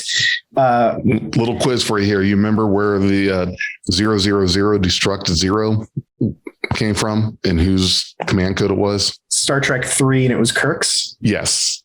It was done in a original series episode too, which... Oh, was it? Yeah, it was pretty cool because in TOS, there was an occasion where they were setting the self-destruct. Oh, Kirk you're right. Yeah. Scotty and Chekhov, who was an ensign. Well, then in Star Trek 3, they carried over the same 3 people, the same codes. Nice bit of continuity there, but... Good call. But yeah, so we get the destruct code. The Borg Queen looks at Picard and tells him to look up the same message that he'd gotten from his mom. Very weird. Doesn't make much sense because, well, I mean, so the Borg have all of his memories. So maybe it was something like that. Don't know. We're going to get more explanation hopefully on this, but it was very strange. So 2 things before we're done with this scene. Let me know when you're... What's that? Before the boom? Right. Yeah. I'll talk about it after the boom. Okay. Well, yeah. So the clock hits 0 and we see the Stargazer erupt in a massive antimatter explosion. We see other ships that were around engulfed by this blast. We see them getting thrown back and forth. It was a very significant boom. So awesome. All right. You wanted to go. Okay. So the Borg Queen, apparently they're saying they need help. There's no time. We need Picard, where we quote Article 15, the United Federation of Planets. And then the next thing we're going to do is punch a hole through your shields, get the Queen on board, start throwing tentacles into consoles to take over, start stunning people. At no point, it's like were they trying to trick them into thinking that they wanted their help, or was it that I'm doing this thing that I need to do, and it's why was there no explanation? Why wasn't there? Because that's the mystery of the season, my dude. Right.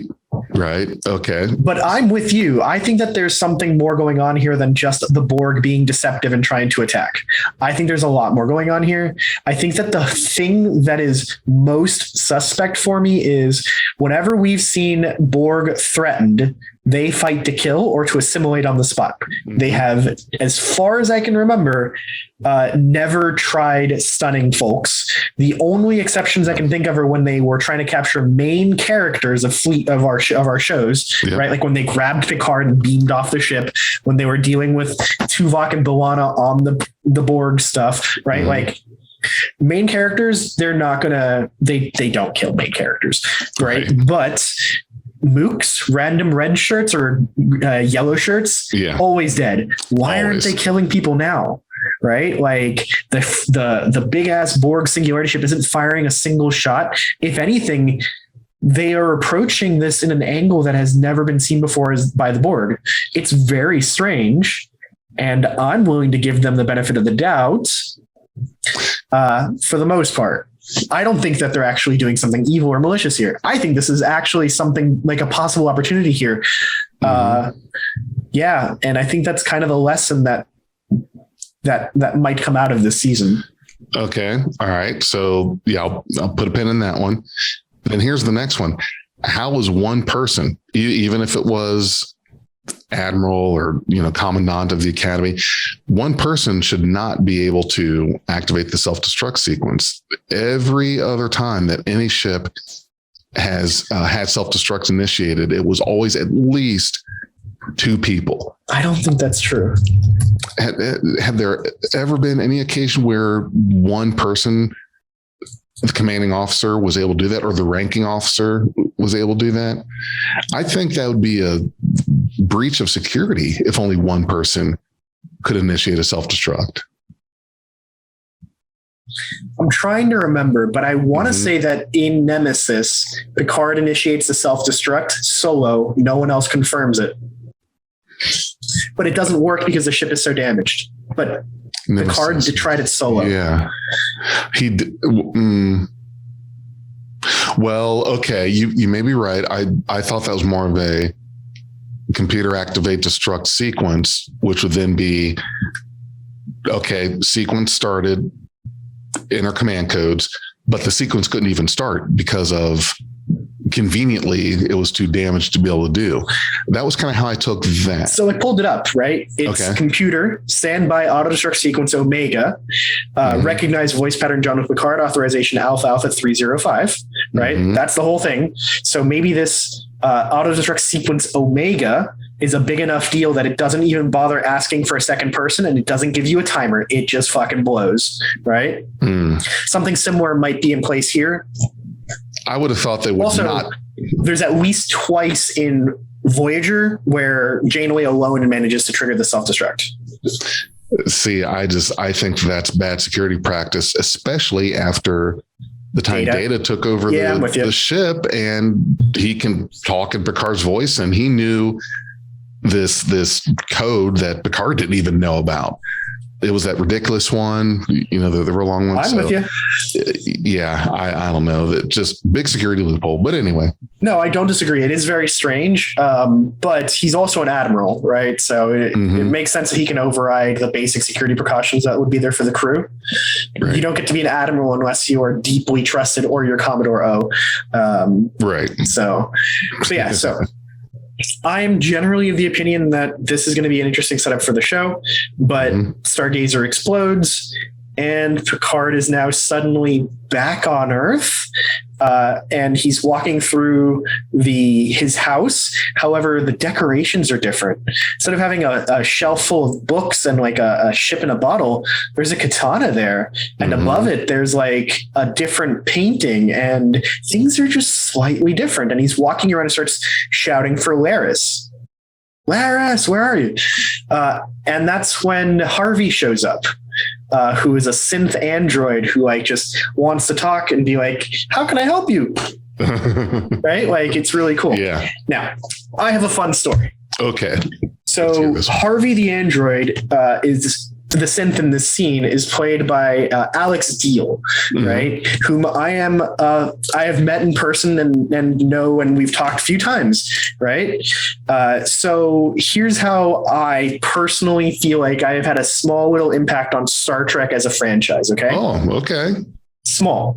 Okay. So a buddy of mine from high school, David, I got him into Star Trek. He liked science fiction, but I got him to watch Star Trek. I got him into it. We talked about it all the time, right? He moves out to LA. He wants to work in TV production and he makes it there, right? Like he works as a writer and such and a producer now. A friend of his, though, I think it might have been like an ex or something, but a friend of his is trying out for a makeup company called MAC. And MAC is going to be doing a line of Star Trek themed makeup sometime later that year. And he's going in to be Data. And before he pretends to be Data, he wanted to understand the character. So David reaches out to me to be like, hey, Renzo, what are some episodes that you could pass along to someone to help them understand who and what Data is, right? I was like, oh, I mean, well, how many episodes? Right. And he's like, let's start with like 4. And I spent like a couple days figuring out like, what 4 can I fucking pick about Data that make this make sense? Cause it's For hard. real? Yeah. So I sent them a list of like, here's 5 core episodes and here's 5 more to get really in, like to understand it better. Right. And I can find this email where I sent it and I wrote out like, but really, though, you should watch all 10 kind of thing, right? So David sends this out to his friend, Alex, and Alex watches them and gets the role. I thought that was basically the end of it, right? Cool. The next year, I go to Star Trek Las Vegas, and I was there for work. I was there for a hacking convention called DEF CON, but I snuck away one of the days and went to Star Trek Las Vegas, and there's this huge Mac booth in the convention floor where they have like a simulated bridge, a simulated 10 forward, and you can take pictures there, and they've got actors who are there playing roles. They had a Vina, the Orion slave girl. They had Deanna Troi. They had Data being played by Alex Deal. And I was like, wait, are you the dude who I sent the thing to and we like talked? It was awesome. He was really chill about it. We recreated the arm wrestling scene between Data and that Klingon commander where he slams my arm over while we took a picture. Great time. Did you headbutt him too? No, I didn't get that far, but it was pretty funny. That was a really cool little memory. And I thought, cool. I met this dude. I'd helped him understand the thing and get into the role. Basically. Awesome. Fast forward till Picard season 1, and we see the episode where F8 is played by Alex Deal, and F8 is the synth that started the Mars revolution by the synths, essentially, right? And I lost my shit. I immediately called David and was like, dude, Alex is now in Star Trek. He's like, yeah, I've known for like a month now. I couldn't tell you. I was like, oh my God. I thought it was incredible. But we didn't see him a lot. We saw him a few times as just like random synths here and there, but he didn't really have much of a character. And I thought that was still really awesome. I sent a congratulatory message through David to Alex, all that. Right. Nice. And then this last episode comes out, and the first episode, or this one that we're reviewing, comes out. And again, Harvey shows up and I am pulling out my phone. David, did you know that Alex is in the second season again? What the hell, man? This is awesome. And he goes, yeah, I knew. He's also in episode 2 a lot. You'll see that eventually. And I'm like, God damn it. So there's our little teaser for everyone who watches this, even though it's such a small thing that no one can fucking ever care about. But Harvey the android is going to be is in a bigger part of episode 2 than he was in episode 1. You heard it here first. No one else knows this. Dude, that is awesome. But yeah, I think it'll be cool. So you helped him land the role. In a loose way. I had a way of helping someone land this role who now ends up on Picard. Dang. But yeah, so Harvey's there. He offers to find who Laris is in the Romulan database. We finally get an understanding of what the name Laris means. And Picard is really confused and asks very loudly, what is happening? And then we hear this dulcet tones of John Delancey goes, "An excellent question, Jean-Luc. Mon Capitan, how I've missed you." And could you imagine if you didn't know, like if you just remained completely spoiler free, no previews, no nothing, didn't know this was going to happen, and then heard his voice? I so good. My head would have exploded. I think I would have gone into shock. Yeah. No, I'm glad I was prepared because I don't need to die while watching an episode. Right. But yeah, the diction, the word choice, the whole little spiel that he says there is perfect for Q. John Delancey hasn't lost a day of that role. And then we get this really cool scene where he just like is there looking just as he did 31 years earlier, looking exactly the same. And he's like, "Oh, you're much older. Here, let me catch up." Right. And that was the perfect explanation, because we were all wondering that, okay, well, obviously John Delancey has aged. He's playing a character that doesn't. So what are they going to explain there? And I think that was pretty much the consensus guess, is that he's going to age himself to fit in more with Picard. And yeah, the way, I don't know how they do it, but that looked just like John Delancey did back when he was in the early days. Yeah. So the CG effect there was impeccable. He looked great. And it was exactly what, every Redditor had predicted for whatever. There are going to be some moment where he's like, "Oh, Jean-Luc, you look so old. Let me catch up," or something, right? Sure. I'm pretty sure I read that exact same scene basically verbatim in like a half a dozen posts over the last year. Sure. Yeah. So perfect. I think we all liked it. Who can complain about it? It makes perfect sense in universe, and it explains a difference out of universe. Yeah. Oh, but that just gave me chills when Q showed up, and just hearing that voice. I thought was really interesting though. That? Q in All Good Things and in the Lower Decks episode where we last saw him, he was not necessarily malicious. He was devious without being malicious, right? Sure. Especially in All Good Things when he's talking about like, "Oh, I didn't make the anti-time anomaly. You did," right? You are the one that started this whole thing. He doesn't really come off as malicious. He's devious. In this scene, he comes off as malicious. Really? You didn't think so? No. So let me put it this way. Just maybe you'll change your mind, right? Okay. Picard is pissed to see him, obviously, right? Picard's like, "God damn it, Q, go the fuck away. I thought we were done with this shit." And his answer is like, "Oh, the trial never ends," right? Like that is ominous. And then he reminds Picard of what the Q are doing. Like, this is the trial of humanity. Like, it almost sounds malicious to me. I don't know. His tone in this scene came off as a little bit evil, which is interesting. I'm not complaining. I just want to understand it. I'm sure that we'll get more of that next episode, like a lot more. I've honestly never seen Q as malicious. I think the only time I can think of that he was malicious was his second appearance in season 1, episode name that I keep wanting to say Hyde and Q, but I don't think that was it. It was the alien looking dudes with the muskets and the whole had him on the planet, right? Gave Riker his powers. I think that one was, and I really wouldn't even say malicious. Like he was a little closer to malicious than he was any other time. The way I've always seen the character of Q is he's got some lesson to teach, or he's got something that he actually is honestly trying to help with, but he's not going to just give you the answer. You have to learn also. And so here, to me, I didn't really catch a malicious vibe to it, because Q had nothing to do. And I'm sure this is true. He had nothing to do with the Borg Queen coming on board, the destruction of the Stargazer, that would be malicious. Here it's just, you guys fucked up. So somehow it's connected as to why that event has anything to do with Q having them go, seeing that there was this timeline that was totally. I would wager they're not connected, honestly.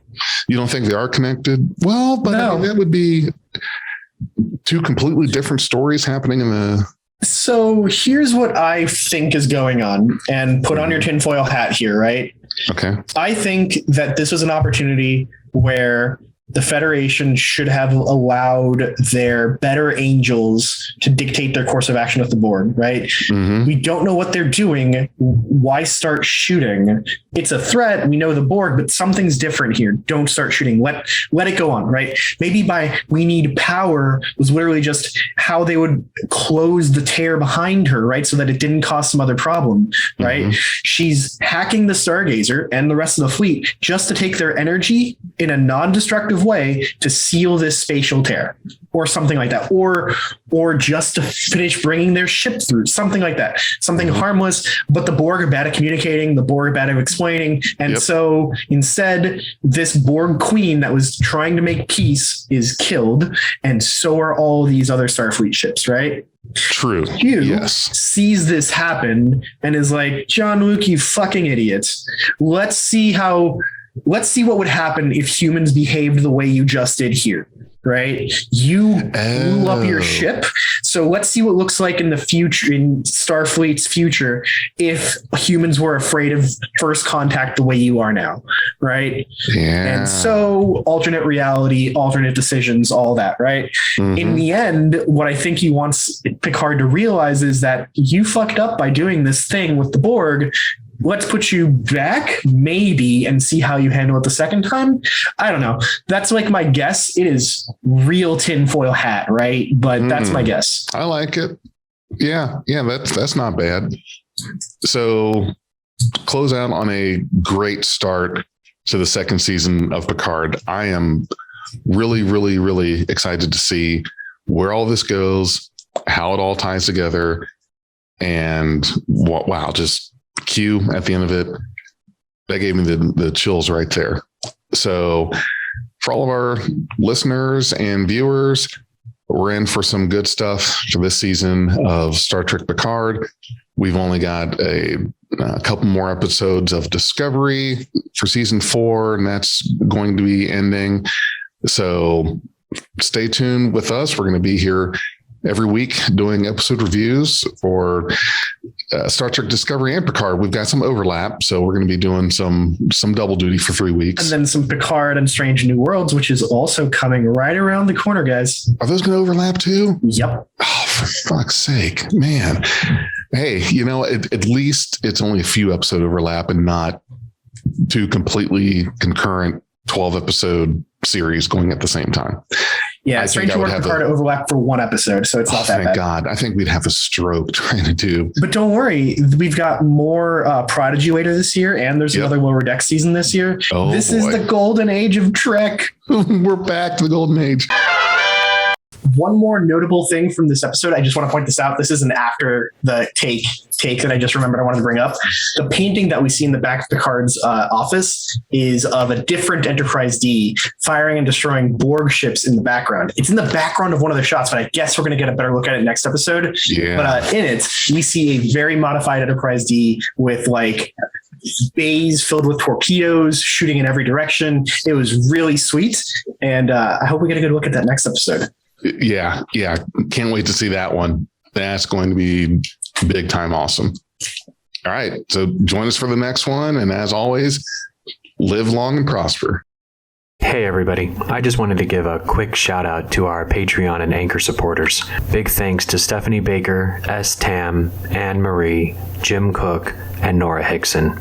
We really appreciate your support. Thanks for being a part of Beyond Trek Podcast.